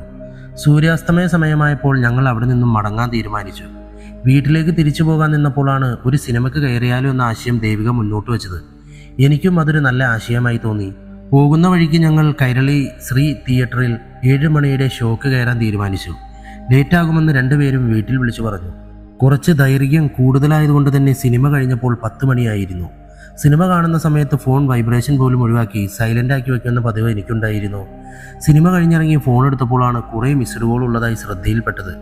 ജോണും മേഡവും ഒരുപാട് വട്ടം എനിക്ക് വിളിക്കാൻ ശ്രമിച്ചിരുന്നതായി എനിക്ക് കാണാൻ സാധിച്ചു. ആദ്യം ജോണിനെ തന്നെ തിരിച്ചു വിളിക്കാൻ ഞാൻ തീരുമാനിച്ചു. എടാ, നീ എവിടെയായിരുന്നു? മേഡം നിനക്ക് കോൾ ചെയ്തിട്ട് റിങ് ചെയ്യുന്നുണ്ട്, കിട്ടുന്നില്ല എന്ന് പറഞ്ഞിട്ട് ഞാനും കുറേ വിളിക്കാൻ ട്രൈ ചെയ്തു, നീ എടുത്തില്ലല്ലോ. ഫോൺ എടുത്തപ്പോൾ അവൻ എന്നോട് ചോദിച്ചു. ഞങ്ങളൊരു സിനിമയ്ക്ക് കയറിയടാ, ഫോൺ സൈലൻ്റ് ആക്കി വെച്ചതുകൊണ്ട് അതാണ് കേൾക്കാഞ്ഞത്, എന്താണ് കാര്യം? കേസ് കൂടുതൽ കുഴപ്പങ്ങളിലേക്ക് പോവുകയാണ്, വീണ്ടും ഒരാളെ കൂടെ കാണാതായിരിക്കുന്നു. പക്ഷെ മുമ്പത്തെ പോലെ വീട്ടിൽ നിന്ന് കൊണ്ടുപോയതല്ല, അവൻ മറുപടി പറഞ്ഞു. മുമ്പ് കൊല്ലപ്പെട്ടവരുമായി എന്തെങ്കിലും തരത്തിൽ ബന്ധമുള്ള ആളാണോ കാണാതായിട്ടുള്ളത്? ഞാൻ അവനോട് ചോദിച്ചു. അവരോട് ബന്ധമുണ്ടെന്ന് മാത്രമല്ല, നിനക്ക് കൂടെ അറിയുന്ന ആളാണ്. കാണാതായിരിക്കുന്നത് നിങ്ങളുടെ ഡിഗ്രി കൂട്ടുകാരൻ വിഷ്ണുവിനെയാണ്. അവൻ്റെ മറുപടി എനിക്ക് തികച്ചും ഷോക്കിംഗ് ആയിരുന്നു. ഞാൻ മറുപടി പറയാൻ പറ്റാതെ ഇരുന്നപ്പോൾ അവൻ തുടർന്നു. ഉച്ചയ്ക്ക് വീട്ടിൽ നിന്ന് പോയ ആളെ രാത്രി ഭക്ഷണ സമയമായിട്ടും കാണാഞ്ഞതുകൊണ്ട് വീട്ടുകാർ ഒരുപാട് അവൻ്റെ ഫോണിലേക്ക് വിളിച്ചു നോക്കിയിട്ടുണ്ട്, പക്ഷെ ആരും എടുത്തിട്ടില്ല. ഇടയ്ക്ക് ലേറ്റായി വരുന്നത് കൊണ്ട് തന്നെ അവരത് അത്ര കാര്യമായി എടുത്തിരുന്നില്ല. എന്നാൽ രാത്രി ഗേറ്റ് അടയ്ക്കാൻ പോയപ്പോൾ ഗേറ്റിൽ തൂക്കിയ നിലയിൽ ഒരു ബാഗ് കണ്ടെത്തിയത് കണ്ടാണ് അവരാകെ ഭയപ്പെട്ടിരിക്കുന്നത്. ആ ബാഗിൽ നിന്ന് അഭിഷേകിൻ്റെ തല കണ്ടെത്തിയിട്ടുണ്ട്, കൂടെ ഇന്നത്തെ ഡേറ്റ് വെട്ടിയ രീതിയിലും ഈ മാസത്തെ കലണ്ടറിൻ്റെ കോപ്പിയും. ജോൺ പറഞ്ഞു നിർത്തി. മേഡത്തിനെ വിളിച്ചു നോക്കട്ടെ എന്ന് പറഞ്ഞ് ഞാൻ ഫോൺ കട്ട് ചെയ്തു. മേഡത്തിനോട് വിളിച്ച് ഫോൺ എടുക്കാൻ പറ്റാത്ത കാരണം പറഞ്ഞു. ജോൺ തന്ന വിവരങ്ങളായിരുന്നു മേഡത്തിനും തരാനുണ്ടായിരുന്നത്. ഫോൺ വച്ച ശേഷം ഞാൻ ദേവികയോട് വിഷ്ണുവിനെ കൂടെ കാണാതായതിനെപ്പറ്റി പറഞ്ഞു. ആ വാർത്ത അവളിലും ഒരു ഞെട്ടലുണ്ടാക്കി. സിനിമ കഴിഞ്ഞ് പുറത്തു നിന്ന് കഴിച്ചിട്ട് വീട്ടിൽ പോകാമെന്ന് തീരുമാനിച്ചിരുന്ന ഞങ്ങൾ അത് കേട്ടപ്പോൾ എത്രയും പെട്ടെന്ന് വീട്ടിൽ പോയാൽ മതിയെന്നായിരുന്നു. ഡാ ലീന, അഭിഷേക്, ദേ ഇപ്പോൾ വിഷ്ണുവും. നമ്മുടെ അന്നത്തെ കൂട്ടുകാരെല്ലാം ടാർഗറ്റ് ചെയ്യുന്നത് എന്നാലും ആരാകും? പോകുന്ന വഴി ദേവിക എന്നോട് ചോദിച്ചു. എനിക്കതിന് മറുപടി കൊടുക്കാൻ സാധിച്ചില്ല. അന്നേരം മറ്റൊരു ചിന്തയായിരുന്നു എൻ്റെ മനസ്സിൽ. അന്നത്തെ ഞങ്ങളുടെ 5 അംഗ സംഘത്തിലെ 3ാമത്തെ ആളെയാണ് കാണാതായിരിക്കുന്നത്. അങ്ങനെയെങ്കിൽ ആ കില്ലറുടെ അടുത്ത ഇര ഞാനോ ദേവികയോ ആകുമോ? നീ എന്താ ഒന്നും പറയാത്ത? ദേവുവിൻ്റെ ആ ചോദ്യമാണ് എന്നെ ചിന്തയിൽ നിന്നുണർത്തിയത്. ഒന്നുമില്ല, ഞാൻ ചുമ്മാ കേസിൻ്റെ കാര്യങ്ങൾ ആലോചിക്കുകയായിരുന്നു, ഞാൻ മറുപടി പറഞ്ഞു. യഥാർത്ഥത്തിൽ ഞാൻ ആലോചിച്ചത് കൊലയാളിയുടെ അടുത്ത ഇര ഞങ്ങളിൽ ഒരാളാകുമോ എന്നായിരുന്നു. എങ്കിലും അത് തൽക്കാലം അവളോടിപ്പോൾ പറയണ്ട എന്ന് കരുതിയാണ് ഞാൻ അങ്ങനെ പറഞ്ഞത്. നിനക്കെന്ത് തോന്നുന്നു? നമ്മുടെ പഴയ കൂട്ടുകാരേക്ക് കൊലപ്പെടുത്തുന്ന കൊലയാളിയെ കണ്ടെത്താൻ ഞങ്ങളെക്കൊണ്ട് സാധിക്കുമോ? ഞാൻ അവളോട് ചോദിച്ചു. നിങ്ങളെക്കൊണ്ട് അതിന് സാധിക്കുമെന്ന് തന്നെയാണ് എൻ്റെ വിശ്വാസം. നിന്റെ കഴിവിൽ എനിക്ക് നല്ല വിശ്വാസമുണ്ട്, അവൾ മറുപടി പറഞ്ഞു. അത് പറഞ്ഞപ്പോൾ ഓർത്തെ, എൻ്റെ കഴിവിലുള്ള നിന്റെ വിശ്വാസത്തെപ്പറ്റി അനുപമ മേഡത്തിൽ നിന്നും ഞാൻ അറിഞ്ഞിരുന്നു. അക്കാര്യത്തെക്കുറിച്ച് നിന്നോട് ഞാൻ ചോദിക്കണമെന്ന് വിചാരിച്ചതായിരുന്നു. പിന്നെ ഈ പ്രശ്നങ്ങൾക്കിടയിൽ വിട്ടുപോയതാണ്. നിന്നോട് അക്കാര്യം പറഞ്ഞു എന്ന് ആൻറ്റി പറഞ്ഞിരുന്നു. പക്ഷേ ഞാൻ പറഞ്ഞതുകൊണ്ട് മാത്രമല്ല കേട്ടോ അന്ന് നിങ്ങളെ ആ കേസ് ഏൽപ്പിച്ചത്. നിങ്ങളെക്കൊണ്ട് അതിന് സാധിക്കുമെന്ന് ഉറപ്പ് ആൻറ്റിക്ക് തോന്നിയതുകൊണ്ടാണ്. ലണ്ടൻ പോലീസിനെ നിർണായക കേസിൽ സഹായിച്ച മലയാളികൾ എന്ന രീതിയിൽ നിങ്ങളുടെ പേരുൾപ്പെടെ സോഡിയ കില്ലർ ന്യൂസ് ഇവിടെയും വലിയ പ്രാധാന്യത്തോടെ പത്രങ്ങളിൽ വന്നിരുന്നു. ആ ന്യൂസ് ആൻറ്റിയുടെ ശ്രദ്ധയിൽ പെടുത്തുക മാത്രമേ ഞാൻ ചെയ്തിട്ടുള്ളൂ, ദേവു എന്നോട് പറഞ്ഞു. അതൊക്കെ ശരിയായിരിക്കാം. എന്തായാലും മേഡം ഞങ്ങളെ ആ കേസ് ഏൽപ്പിക്കാൻ കാരണം നിന്റെ സജഷൻ തന്നെയാണ്. കാരണം ഞങ്ങളെ ഏൽപ്പിക്കുന്ന സമയത്ത് ഒരു സാധാരണ കേസ് മാത്രമായിരുന്നു അത്. പിന്നീട് പ്രതീക്ഷിക്കാത്ത രീതിയിൽ അത് വഴിമാറുകയായിരുന്നു, ഞാൻ അവളോട് പറഞ്ഞു. അവൾ ചിരിക്കുക മാത്രം ചെയ്തു. പിന്നെ ഒന്നും സംസാരിക്കാൻ ഞാൻ നിന്നില്ല. എത്രയും പെട്ടെന്ന് വീട്ടിലെത്തണമെന്നതായിരുന്നു എൻ്റെ ലക്ഷ്യം. പുതിയ സംഭവ വികാസങ്ങളുടെ പശ്ചാത്തലത്തിൽ കേസിനെ കുറിച്ച് ജോണിനോട് ഡിസ്കസ് ചെയ്യണമെന്നതായിരുന്നു എൻ്റെ പ്ലാൻ. രണ്ടുപേരുടെയും അനുമാനങ്ങൾ പങ്കുവെച്ചുകൊണ്ടുള്ള ഞങ്ങളുടെ ആ ചർച്ചയായിരുന്നു മുമ്പുള്ള കേസുകളിലെല്ലാം ഞങ്ങളെ സഹായിച്ചത്. അതിൻ്റെ അടിസ്ഥാനത്തിലായിരുന്നു ഞങ്ങൾ പല നിഗമനങ്ങളിലും എത്തിച്ചേർന്നിരുന്നത്. ഒരു കുറ്റാന്വേഷകന് വേണ്ട പ്രധാന ഗുണം നിരീക്ഷണ പാടവവും അത് വെച്ച് അനുമാനങ്ങളിൽ എത്തിച്ചേരാനുള്ള കഴിവുമാണെന്ന് വിശ്വസിക്കുന്ന ആളായിരുന്നു ഞാൻ. ആ അനുമാനങ്ങളിൽ നിന്നാണ് നമുക്ക് പലപ്പോഴും പ്രധാനപ്പെട്ട നിഗമനങ്ങളിലേക്ക് എത്താൻ സാധിക്കുക. ഞങ്ങളുടെ കാര്യത്തിൽ അത് തന്നെയായിരുന്നു ഞങ്ങളുടെ ശക്തി. പരസ്പരം ബഹുമാനിച്ചുകൊണ്ട് ഈഗോ ഇല്ലാതെ മുന്നോട്ട് പോയതുകൊണ്ടായിരുന്നു ഞങ്ങളതിന് സാധിച്ചത്. എൻ്റെ ഓരോ ചിന്തകൾക്കിടയിൽ ഞങ്ങൾ ദേവികയുടെ വീടിൻ്റെ അടുത്ത് എത്തിയിരുന്നു. അവളെ അവിടെ ഇറക്കിവിട്ട ശേഷം ഞാൻ വേഗം വീട്ടിലേക്ക് തിരിച്ചു. വീട്ടിലെത്തിയ ശേഷം പെട്ടെന്ന് തന്നെ ഭക്ഷണം കഴിച്ച് ഞാൻ എൻ്റെ റൂമിലേക്ക് പോയി. എൻ്റെ പിന്നാലെ ജോണും റൂമിലോട്ട് വന്നു. ഞാൻ പുറത്തു നിന്ന് കഴിക്കുമെന്ന് പ്രതീക്ഷിച്ചതുകൊണ്ട് ജോൺ നേരത്തെ ഭക്ഷണം കഴിച്ചിരുന്നു. എടാ, അലീനയ്ക്കും അഭിഷേകിനും പുറമേതാ ഇപ്പോൾ വിഷ്ണുവിനെ കൂടി. സൗമ്യയെ മാറ്റി നിർത്തിയാൽ മൊത്തം നിന്റെ MES ഗ്യാങ് ആണല്ലോ, ജോൺ എന്നോട് പറഞ്ഞു. അക്കാര്യം തന്നെയായിരുന്നു ഇങ്ങോട്ടുള്ള യാത്രയിൽ എൻ്റെയും മനസ്സിൽ. ഞങ്ങളുടെ ഗ്യാങ്ങിനെ ലക്ഷ്യം വയ്ക്കുന്ന ഒരു കൊലയാളിയാണെങ്കിൽ തീർച്ചയായും അവൻ്റെ അടുത്ത ലക്ഷ്യം ഞാനോ ദേവികയോ ആകില്ലേ? ഞാൻ അവനോട് ചോദിച്ചു. നീ പറഞ്ഞത് ശരിയാണ്. ആദ്യ കൊലപാതകം മാറ്റി നിർത്തിയാൽ ആ പാറ്റേണിൽ തന്നെയാണ് ഇതുവരെ നടന്നിട്ടുള്ളത്, അവൻ മറുപടി പറഞ്ഞു. എന്നാലും അങ്ങനെ നിങ്ങളുടെ പഴയ ഗ്യാങ്ങിലെ ഓരോരുത്തരെയായി കൊല്ലണമെങ്കിൽ നിങ്ങളോട് എല്ലാവരോടും ശത്രുതയുള്ള ആരെങ്കിലും ഉണ്ടാവണ്ടേ? കോളേജിൽ അങ്ങനെ ആരെങ്കിലും ഉണ്ടായിരുന്നോ? കോളേജ് കാലത്തെ തമാശകൾക്കപ്പുറം ഞങ്ങളോട് ശത്രുത ഒന്നും തോന്നാവുന്ന ആരെങ്കിലും ഉണ്ടാകുമെന്ന് തോന്നുന്നില്ല. നീ ഒന്ന് ശരിക്കും ആലോചിച്ച് നോക്ക്. കോളേജിലോ പുറത്തുമായി ആരെങ്കിലും ഉണ്ടായിരുന്നോ എന്ന് അവൻ എന്നോട് ചോദിച്ചു. എൻ്റെ ഓർമ്മയിൽ അങ്ങനെ ആരുമില്ല.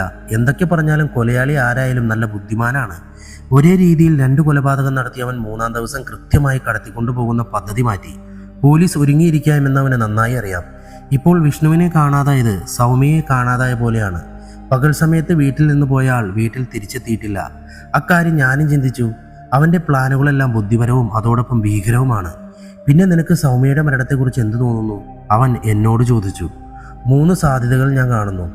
ഒന്നാമത്തേത് റാൻഡമായി ഒരാളെ കൊലപ്പെടുത്തിയതാകാമെന്നത്. രണ്ടാമത്തേത് പോലീസ് അന്വേഷണം വഴിതെറ്റിക്കാനുള്ള കൊലപാതകമാണെന്ന്. പക്ഷേ ഇത് രണ്ടുമല്ലാതെ മൂന്നാമതായി മറ്റൊരു സാധ്യത, പ്രധാനപ്പെട്ടൊരു സാധ്യത. പ്രത്യക്ഷത്തിൽ നമ്മൾ ശ്രദ്ധിക്കാത്ത രീതിയിൽ എന്തോ ഒരു ബന്ധം കൊല്ലപ്പെട്ടവരുമായി സൗമ്യയ്ക്കുണ്ടാവും. അങ്ങനെ ഒരു ബന്ധമുണ്ടെങ്കിൽ നമ്മൾ ഈ കേസ് തെളിയിക്കാൻ സഹായിക്കുന്നതും അതാകും. ഞാൻ മറുപടി പറഞ്ഞു. പോലീസ് ഏതായാലും അലീനയുടെയും അഭിഷേകിൻ്റെയും പുറകെയാണ് അന്വേഷിക്കുന്നത്. എന്നാൽ നമുക്ക് സൗമ്യയിൽ നിന്ന് തുടങ്ങാം, ജോൺ എന്നോട് പറഞ്ഞു. അതൊക്കെ ചെയ്യാം, പക്ഷെ അതിനേക്കാൾ പ്രധാനപ്പെട്ട മറ്റൊരു കാര്യമുണ്ട്. കൊലയാളിയുടെ അടുത്ത ലക്ഷ്യം ഞങ്ങളിൽ ഒരാളാകാൻ സാധ്യതയുള്ളത് കൊണ്ട് തന്നെ വ്യക്തമായ മുൻകരുതലെടുക്കണം. അവളോട് എൻ്റെ ഈ സംശയത്തെക്കുറിച്ച് ഞാനൊന്നും പറഞ്ഞിട്ടില്ല. ആദ്യം അവളോട് പറയണം. ദേവികയോട് നാളെ പുറത്തോട്ടൊന്നും പോകണ്ട എന്ന് പറയുന്നതാണ് നല്ലത്. അഥവാ പുറത്തോട്ട് പോവുകയാണെങ്കിലും നമ്മുടെ ഒരു കണ്ണ് എപ്പോഴും അവളിൽ ഉണ്ടാകണം. മാത്രമല്ല, പറ്റുകയാണെങ്കിൽ രാത്രി വീടിന് സമീപത്ത് കാവൽ നിൽക്കുന്നതും നന്നായിരിക്കും. അവളുടെ കാര്യം മാത്രം ശ്രദ്ധിച്ചാൽ പോരല്ലോ, നീയും നല്ലോണം ശ്രദ്ധിക്കണം. അതെ, ഞാനും ശ്രദ്ധിക്കേണ്ടിയിരിക്കുന്നു. അവൻ്റെ അഭിപ്രായത്തെ ഞാനും ശരിവച്ചു. കിടക്കുന്നതിന് മുമ്പ് ദേവികയോട് ഇക്കാര്യത്തെക്കുറിച്ചൊരു മുന്നറിയിപ്പ് കൊടുക്കുന്നത് നന്നായിരിക്കുമെന്ന് എനിക്ക് തോന്നി. ഞങ്ങളുടെ മടക്കയാത്രയിൽ അതേക്കുറിച്ച് പറയാമായിരുന്നുവെന്ന് എനിക്കിപ്പോൾ തോന്നി തുടങ്ങിയിരുന്നു. ഇനിയും മുന്നറിയിപ്പ് കൊടുക്കാൻ വൈകുന്നത് അപകടമാണെന്ന് തിരിച്ചറിഞ്ഞതുകൊണ്ട് തന്നെ സമയം കളയാതെ പെട്ടെന്ന് തന്നെ അവളെ വിളിച്ച് എൻ്റെ ഈ സംശയങ്ങളെപ്പറ്റി അവളോട് പറഞ്ഞു. നാളെ പകൽ സമയത്ത് പുറത്തൊന്നും പോകണ്ട എന്ന് അവളോട് പറയാനും ഞാൻ മറന്നില്ല. അവളോടുള്ള സംസാരം കഴിഞ്ഞപ്പോൾ പിന്നീട് അധികം വൈകിക്കാതെ ഞാൻ ഉറങ്ങാൻ കിടന്നു. പിറ്റേന്ന് വളരെ വ്യക്തമായ പ്ലാനോടെയാണ് ഞാൻ എണീറ്റത്. ഓഫീസ് ടൈം കഴിഞ്ഞ ശേഷം ജോണിനെ ദേവികയുടെ വീടിന് സമീപം നിർത്താമെന്ന തീരുമാനത്തിൽ ഞാനെത്തി. സഹായത്തിന് ഒരു അൺഒഫീഷ്യൽ ഡ്യൂട്ടിക്ക് അനുപമ മേഡം പറഞ്ഞാൽ വന്നേക്കാവുന്ന ഒരു 3-4 പോലീസുകാരെയും ഏർപ്പാടാക്കണമെന്നും എൻ്റെ മനസ്സിലുണ്ടായിരുന്നു. ദേവികയെ രക്ഷിക്കാനുള്ള പ്ലാനായിരുന്നു അത്. അതോടൊപ്പം എൻ്റെ സ്വയരക്ഷയ്ക്ക് വേണ്ടി മറ്റൊരു പ്ലാൻ കൂടി ഉണ്ടായിരുന്നു. അപ്പനെയും അമ്മയെയും തൽക്കാലം വീട്ടിൽ നിന്ന് മാറ്റി ഒരു 3-4 പോലീസുകാരെ വീടിൻ്റെ പുറത്തായി കാവൽ നിർത്തി ഒരു ആക്രമണത്തെ പ്രതിരോധിക്കാൻ തന്നെയായിരുന്നു എൻ്റെ പ്ലാൻ. വിഷ്ണുവിൻ്റെ തലയില്ലാത്ത ശരീരം കണ്ടെത്തിയെന്ന് പറഞ്ഞുകൊണ്ട് മേഡം കാലത്ത് തന്നെ ഞങ്ങളെ വിളിച്ചു. മട്ടാഞ്ചേരിക്കടുത്തുള്ള ഒരു ഇറച്ചിക്കടയിൽ മാടിൻ്റെ മാംസം കെട്ടിത്തൂക്കുന്ന പോലെ കയറിൽ തൂക്കിയിട്ട രീതിയിലായിരുന്നു ആ ശരീരം കണ്ടെടുത്തത്. കാലത്ത് കട തുറക്കാൻ വന്ന ഇറച്ചിക്കടക്കാരനായിരുന്നു ആ കാഴ്ച ആദ്യം കണ്ടത്. മേഡത്തിൽ നിന്ന് ആ വാർത്ത കേട്ടത് എന്നിൽ ഒരു അറപ്പുളവാക്കി. അറുത്ത ആടിനെയും പോത്തിനെയും മാംസം തൂക്കി വിൽക്കാൻ വേണ്ടി കെട്ടിത്തൂക്കും പോലെ തലയില്ലാത്തൊരു മനുഷ്യനെ കെട്ടിത്തൂക്കിയെന്ന് പറഞ്ഞത് ചിന്തിക്കാൻ പോലും പറ്റാത്ത കാര്യമായിരുന്നു. ആ കെട്ടിത്തൂക്കിയതെൻ്റെ ഒരു സുഹൃത്തിനെ കൂടിയാണെന്ന കാര്യം ഓർത്തപ്പോൾ അത് എനിക്കൊരിക്കലും സഹിക്കാൻ പറ്റുന്ന കാര്യമായിരുന്നില്ല. മേഡം ഫോൺ വയ്ക്കുന്നതിന് മുമ്പ് ഞങ്ങളുടെ സംശയങ്ങളെക്കുറിച്ചും പ്ലാനിനെക്കുറിച്ചും മേഡത്തിനോട് ഞാൻ പറഞ്ഞു. 2 ഇടത്തേക്കും കൂടെയായി 3 പോലീസുകാരെ വീതം ഏർപ്പാടാക്കി തരാമെന്ന് അനുപമ മേഡം ഉറപ്പു തന്നു. പകൽ സമയം പെട്ടെന്ന് തന്നെ കടന്നുപോയി. 4 മണിയായപ്പോൾ ഞങ്ങൾ ഓഫീസിൽ നിന്നിറങ്ങി. ഞങ്ങളുടെ പ്ലാൻ പ്രകാരം ജോണും മേഡം ഏർപ്പാടാക്കിയ 3 പോലീസുകാരും കൂടി ദേവികയുടെ വീടിന് പരിസരത്തേക്ക് പോയി. അവർ വരുന്ന കാര്യം ഞാൻ അവളെ വിളിച്ചു പറഞ്ഞു. ഞാൻ പറഞ്ഞത് പ്രകാരം രാവിലെ മുതൽ പുറത്തൊന്നും ഇറങ്ങാതെ വീട്ടിൽ തന്നെ ഇരിക്കുകയായിരുന്നു അവൾ. ഓഫീസിൽ നിന്ന് വീട്ടിലെത്തിയ ഞാൻ അപ്പനെയും അമ്മയും കാര്യങ്ങൾ പറഞ്ഞു മനസ്സിലാക്കി അയൽ വീട്ടിലേക്ക് മാറ്റി. എൻ്റെ കൂടെ മേഡം പറഞ്ഞയച്ച 3 പോലീസുകാരും ഉണ്ടായിരുന്നു. എല്ലാ രീതിയിലും ഞങ്ങൾ ഒരുങ്ങി തന്നെയിരുന്നു. കൃത്യമായ ഇടവേളകളിൽ ജോണുമായും ദേവികയുമായും ഞാൻ ഫോണിൽ ബന്ധപ്പെട്ടു. ക്ലോക്ക് വളരെ പതിയെയാണ് സഞ്ചരിക്കുന്നതെന്ന് എനിക്ക് തോന്നി. ഓരോ മിനിറ്റും എനിക്ക് ഓരോ മണിക്കൂറായി അനുഭവപ്പെട്ടിരുന്നു. സമയം കടന്നുപോയി. 8:30 ജോണിനെയും ദേവികയെയും ഫോൺ വിളിച്ച ശേഷം പുറത്തു നിൽക്കുന്ന പോലീസുകാരെയും കൂട്ടി ഭക്ഷണം കഴിക്കാൻ ഞാൻ തീരുമാനിച്ചു. ഭക്ഷണം കഴിച്ചു കഴിഞ്ഞപ്പോൾ സമയം 9 മണി കഴിഞ്ഞിരുന്നു. ഒന്നുകൂടി ജോണിനെ വിളിക്കാനായി ഫോൺ എടുത്തപ്പോഴാണ് അനുപമ മേഡത്തിൻ്റെ കോൾ വന്നത്. എന്തു പറ്റി മേഡം? ഞാൻ കോൾ അറ്റൻഡ് ചെയ്തുകൊണ്ട് ചോദിച്ചു. ഡേവിഡ്, എല്ലാ പ്ലാനുകളും വെറുതെയായി. അവൻ അടുത്ത ഇരയെയും റാഞ്ചി കഴിഞ്ഞു. ദേവികയ്ക്ക് എന്തു പറ്റി? 1/2 മണിക്കൂർ മുമ്പ് ഞാൻ വിളിച്ചപ്പോൾ വരെ യാതൊരു കുഴപ്പവും ഉണ്ടായിരുന്നില്ലല്ലോ. ഞാൻ മേഡത്തിനോട് ചോദിച്ചു. ദേവികയ്ക്ക് ഒന്നും പറ്റിയിട്ടില്ല, മറിച്ച് അവൻ മറ്റൊരാളെ കൂടി കടത്തിക്കൊണ്ട് പോയിരിക്കുന്നു. അക്കാര്യമാണ് ഞാൻ പറഞ്ഞത്. മേഡം മറുപടി പറഞ്ഞു. കാണാതായിട്ടുള്ളത് പെരുമ്പാവൂരുള്ള രഞ്ജിത്ത് എന്ന ചെറുപ്പക്കാരനെയാണ്. അല്പം മുമ്പ് നിർത്താതെയുള്ള കോളിംഗ് ബെല്ല് കേട്ട് രഞ്ജിത്ത് ജോലി കഴിഞ്ഞ് വന്നതാണെന്ന് കരുതി വാതിൽ തുറന്ന വീട്ടുകാർക്ക് ലഭിച്ചത് ഒരു ബാഗും അതിൻ്റെ ഉള്ളിലായി വിഷ്ണുവിൻ്റെ തലയുമാണ്. മുമ്പ് ലഭിച്ച പോലുള്ള കലണ്ടർ കോപ്പിയും അവിടെ നിന്ന് ലഭിച്ചിട്ടുണ്ട്. അവരാണ് ഇക്കാര്യം പോലീസിൽ അറിയിച്ചത്. വീടിൻ്റെ ചുറ്റും നോക്കിയെങ്കിലും അവിടെയെങ്ങും ആരെയും കണ്ടില്ല എന്നാണ് അവർ പറഞ്ഞത്. മേഡം പറഞ്ഞു നിർത്തി. സോ എൻ്റെ നിഗമനം തെറ്റിയില്ല. ഞങ്ങൾ രണ്ടുപേരുമല്ലായിരുന്നു അവൻ്റെ അടുത്ത ലക്ഷ്യം. ഇപ്പോൾ കാണാതായിരിക്കുന്നതും ഞങ്ങൾക്കും പരിചയമുള്ള ആളല്ല. അവൻ്റെ അഞ്ചാമത്തെ ഇരയായി സൗമ്യയെപ്പോലെ എനിക്ക് അറിയാത്ത മറ്റൊരാളെ കൂടി അവൻ കടത്തിക്കൊണ്ടുപോയിരിക്കുന്നു. മൊത്തത്തിലാകെ കുഴഞ്ഞു മറിഞ്ഞു കിടക്കുവാണല്ലോ ഡേവിഡ്. ഓരോ ദിവസവും കേസ് കൂടുതൽ കോംപ്ലിക്കേറ്റഡ് ആവുകയാണ്. ഒഫീഷ്യൽ അന്വേഷണം അല്ലാത്തതുകൊണ്ട് മുമ്പത്തെ പോലെ ഇറങ്ങിച്ചെന്ന് അന്വേഷിക്കാനോ ആളുകളെ ചോദ്യം ചെയ്യാനോ വിവരങ്ങൾ ശേഖരിക്കാനോ പറ്റുന്നില്ല. ഒരു ക്ലൂ കിട്ടുന്നവരെ കാത്തിരിക്കേണ്ട അവസ്ഥയാണ്. അതാണ് ഏറ്റവും വലിയ പ്രശ്നം. ഞാൻ എൻ്റെ നിസ്സഹായാവസ്ഥ മേഡത്തോട് സൂചിപ്പിച്ചു. ജിനു എബ്രഹാമിൻ്റെ അന്വേഷണത്തിലാണെങ്കിൽ വലിയ പുരോഗതി ഉള്ളതായി തോന്നുന്നില്ല. ഇത്രയും ദിവസം നിന്നെ സംശയിച്ചായിരുന്നു മുന്നോട്ട് പോയിരുന്നത്.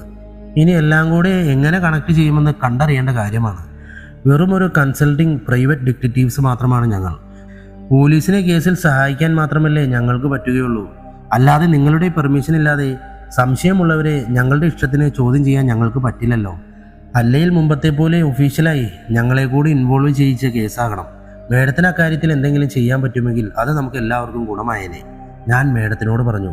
അക്കാര്യത്തെപ്പറ്റി ഞാനും ആലോചിച്ചിരുന്നു. പക്ഷെ അന്നത്തെ സാഹചര്യം അതിന് സമ്മതിച്ചില്ല. എന്നാൽ ഇപ്പോൾ ഒരു നല്ല അവസരമാണ്. അല്പം തറവേല ആകുമെന്നേ ഉള്ളൂ, മേഡം എന്നോട് പറഞ്ഞു.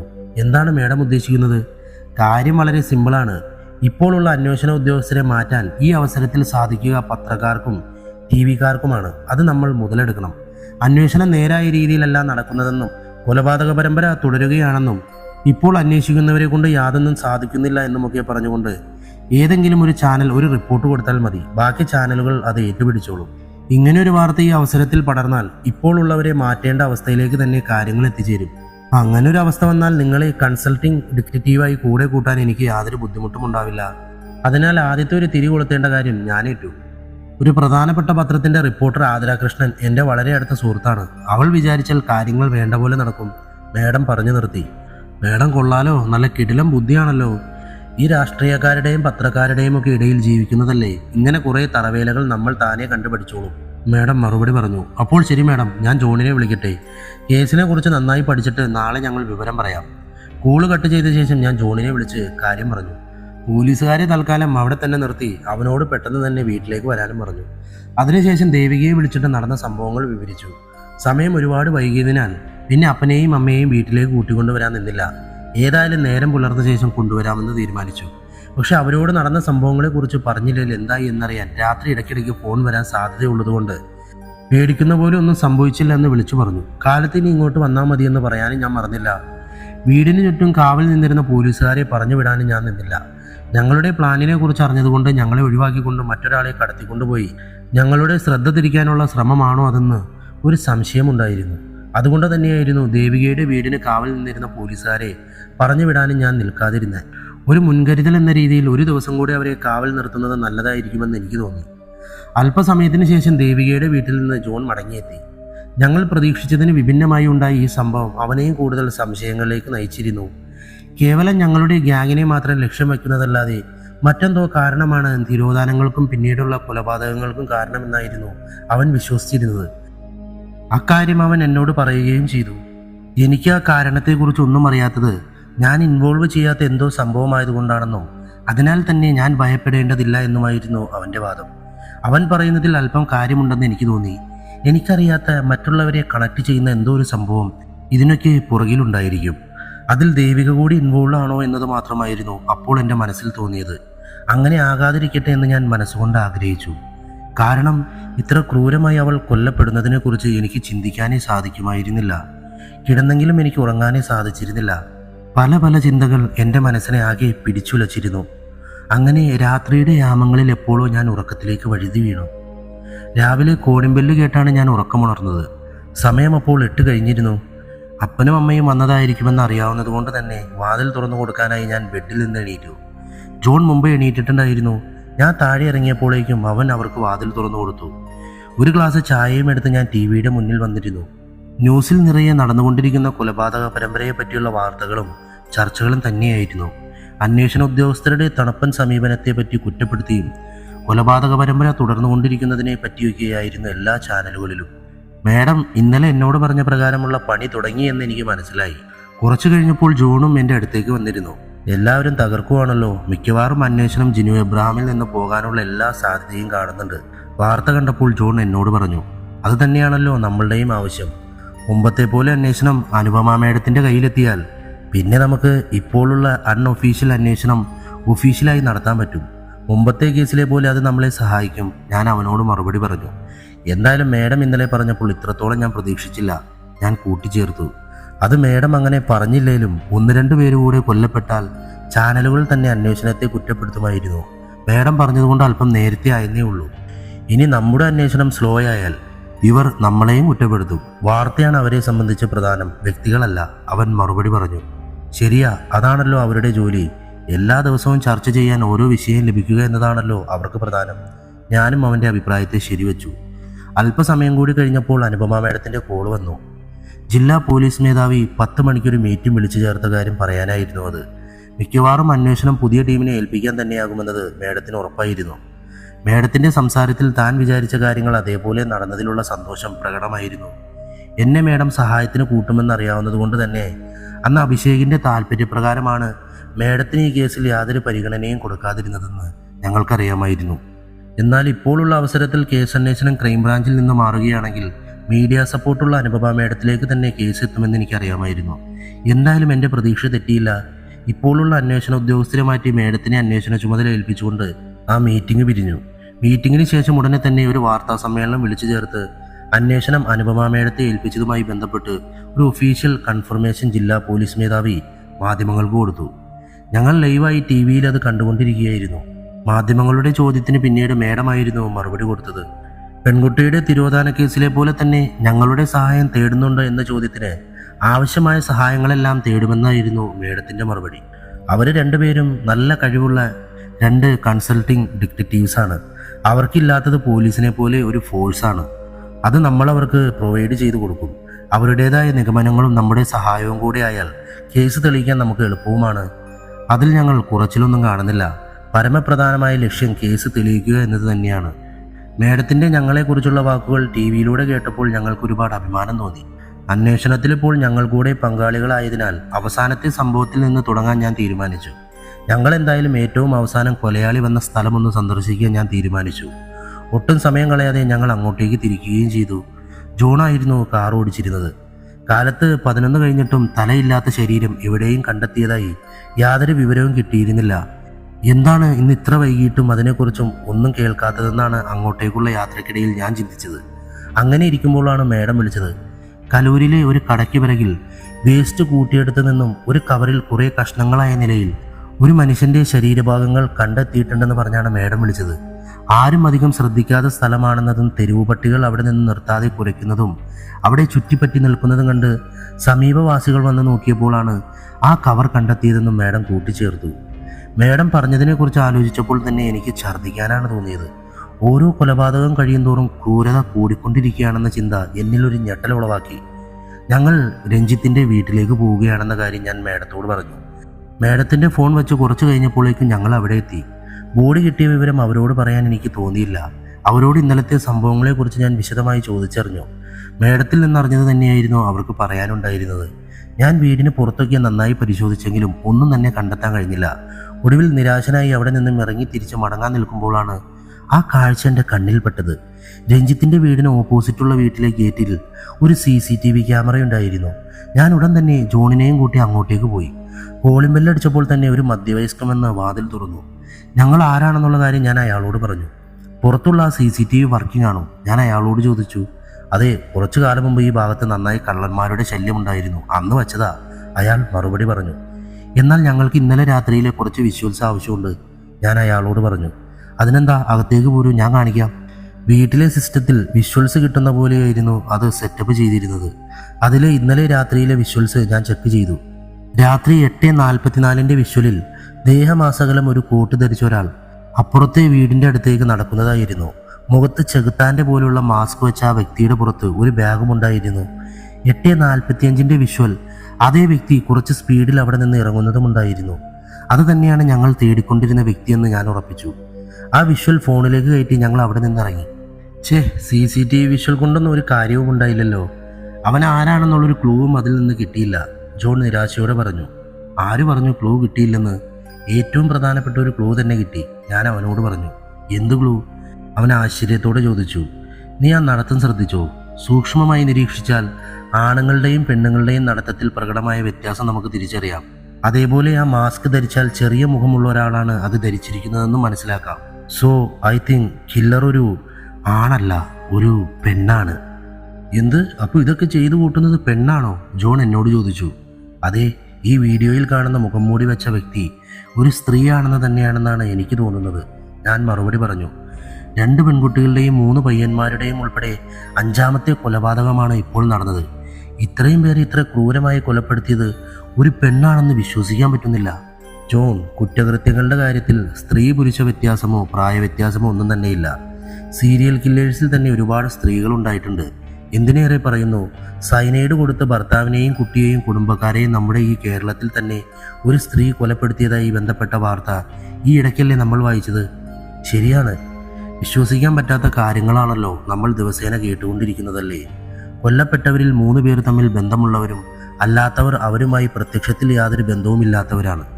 ഇതൊരു പ്രതികാരത്തിൻ്റെ പുറത്തുള്ള കൊലപാതകങ്ങളാണോ എന്നതാണ് ഇപ്പോഴും നമുക്ക് വ്യക്തമായൊരു സൂചന ലഭിക്കാത്ത കാര്യം. അക്കാര്യം തന്നെയാണ് നമ്മൾ കണ്ടെത്തേണ്ടത്, ഞാൻ ജോണിനോട് പറഞ്ഞു. എടാ, എൻ്റെ മനസ്സിൽ മുമ്പ് തന്നെ ഒരു സംശയമുണ്ടായിരുന്നു. ഇപ്പോൾ കൊലപാതകങ്ങൾക്ക് പിന്നിൽ ഒരു പെണ്ണാണെന്ന് പറഞ്ഞപ്പോൾ ആ സംശയം ഒന്നുകൂടി വർദ്ധിക്കുകയും ചെയ്തു. കൊല്ലപ്പെട്ട 3 പേരെയും നിന്നെയും കൂടാതെ നിങ്ങളുടെ ഗ്യാങ്ങിലുള്ള 5ാമത്തെ വ്യക്തി ദേവികയാണല്ലോ. നിന്റെ പരിചയത്തിലുള്ള ആ 3 പേരോടുള്ള പ്രതികാരമാണെങ്കിൽ ജിനു അബ്രഹാം നിന്നെ സംശയിച്ച പോലെ എന്തുകൊണ്ട് നമുക്ക് ദേവികയെ സംശയിച്ചുകൂടാ? അവൻ എന്നോട് ചോദിച്ചു. ഞാനും അങ്ങനെ വിശ്വസിക്കുമായിരുന്നു. പക്ഷേ നീ തന്നെ നോക്ക്, വിഷ്ണുവിനെ കാണാതായ കൊലയാളി അഭിഷേകിൻ്റെ തല വിഷ്ണുവിൻ്റെ വീട്ടിൽ കൊണ്ടുപോയി വന്നിട്ട് ആ ദിവസം ദേവിക എൻ്റെ കൂടെ ഉണ്ടായിരുന്നു. ഇന്നലെയാണെങ്കിൽ അവളുടെ വീടിൻ്റെ പുറത്ത് നീ ഉണ്ടായിരുന്നു. നിന്റെ കണ്ണ് വെട്ടിച്ച് അവൾ ഒരിക്കലും പുറത്തു പോകില്ലല്ലോ. പിന്നെ നമ്മൾക്ക് അവളെ എങ്ങനെ സംശയിക്കാൻ പറ്റും? അതിനൊക്കെ പുറമെ ദേവികയെ എനിക്ക് നന്നായി അറിയാവുന്നതല്ലേ. അവളെ കൊണ്ട് ഒരാളെ കൊല്ലാൻ പറ്റുമെന്ന് എനിക്ക് തോന്നുന്നില്ല, ഞാൻ മറുപടി പറഞ്ഞു. നമ്മൾ ആ വീഡിയോയിൽ കണ്ടത് ഇതിൻ്റെ പിറകിലുള്ള ആളുടെ സഹായിയാണെങ്കിലോ? ദേവിക നേരിട്ട് ചെയ്യാതെ മറ്റൊരാളുടെ സഹായത്തോടെ ചെയ്തതായി കൂടെ? അങ്ങനെയും ഒരു സാധ്യത കാണുന്നില്ലേ? എനിക്കെന്തോ അങ്ങനെയൊന്നുമല്ല എന്ന് വിശ്വസിക്കാനാണ് ഇഷ്ടം. സത്യം എന്തായാലും നമ്മൾ കണ്ടെത്തുക തന്നെ ചെയ്യും, ഞാൻ അവനോട് പറഞ്ഞു. ചിലപ്പോൾ നമ്മളൊന്നും വിചാരിക്കുന്ന പോലെ ആകില്ല കാര്യങ്ങൾ. നമ്മൾക്ക് ആർക്കും അറിയാത്ത എന്തോ ഒരു ബന്ധം ഇവരൊക്കെ തമ്മിലുണ്ടാകും. അല്ലെങ്കിൽ യഥാർത്ഥത്തിൽ ഇതിനൊക്കെ പിറകിൽ റാൻഡമായി കൊല്ലുന്നൊരു സൈക്കോ കില്ലർ തന്നെയാകാം. യാദൃച്ഛികമായി നിന്റെ പരിചയക്കാരും അതിൽ ഉൾപ്പെട്ടതാകാനും സാധ്യതയുണ്ട്, അവനവൻ്റെ അഭിപ്രായം പറഞ്ഞു. ഏതായാലും ഇപ്പോൾ അന്വേഷണ ചുമതല നമുക്ക് ലഭിച്ചല്ലോ, നമുക്ക് കണ്ടെത്താം. ഒരു സാധ്യതയും നമുക്ക് വിട്ടുകളയാൻ പറ്റില്ല. ഞങ്ങളുടെ നേർക്ക് അറ്റാക്ക് ഇനി ഉണ്ടാകില്ല എന്ന് ഉറപ്പിക്കാനും പറ്റില്ല. അതുകൊണ്ട് തന്നെ ഇന്നലെ നമ്മൾ നിർത്തിയ പോലീസ് കാവൽ ഇന്നും അതുപോലെ തന്നെ നിൽക്കട്ടെ. മേഡത്തിനോട് ഞാൻ കാര്യം പറഞ്ഞേക്കാം, ഞാൻ ജോണിനോട് പറഞ്ഞു. അത് നല്ലതാ, പക്ഷെ നമ്മൾ ഇന്നലത്തെ പോലെ ഒരുങ്ങിയിരുന്നാൽ മാത്രം പോരാ. അന്വേഷണം ഒന്ന് വേഗത്തിലാക്കേണ്ടി വരും. ഇനി അഥവാ നിങ്ങൾ കൊലയാളിയുടെ ലക്ഷ്യമല്ല എങ്കിൽ നമ്മളെ തിരഞ്ഞ് കൊലയാളി വരുമെന്ന് ചിന്തിച്ച് കാത്തു നിൽക്കുന്നത് കൂടുതൽ കൊലപാതകങ്ങളിലേക്കാണ് നയിക്കുക, അവൻ എന്നോട് പറഞ്ഞു. അങ്ങനെ ഇരിക്കാൻ ഞാനും തീരുമാനിച്ചിട്ടില്ല. ആദ്യം നമുക്ക് ഡാർക്ക് ഡെവിൽ എന്ന വേട്ടക്കാരൻ്റെ ഓരോ ഇരകളെക്കുറിച്ചും ഡീറ്റെയിലായി ഒന്ന് അന്വേഷിക്കണം. അവരുടെ ഫ്രണ്ട്സ്, കോളേജ്, വീട്ടുകാർ, അങ്ങനെ അവരുമായി ബന്ധപ്പെട്ട എല്ലാത്തിനെക്കുറിച്ചും നമ്മൾ കാര്യമായി അന്വേഷിക്കണം. എവിടെയെങ്കിലും ഒരു ക്ലൂ കിട്ടാതെ ഇരിക്കില്ല, എനിക്ക് ഉറപ്പാണ്, ഞാൻ മറുപടി പറഞ്ഞു. പിന്നെ നീ ഒരു സഹായം കൂടി ചെയ്യണം.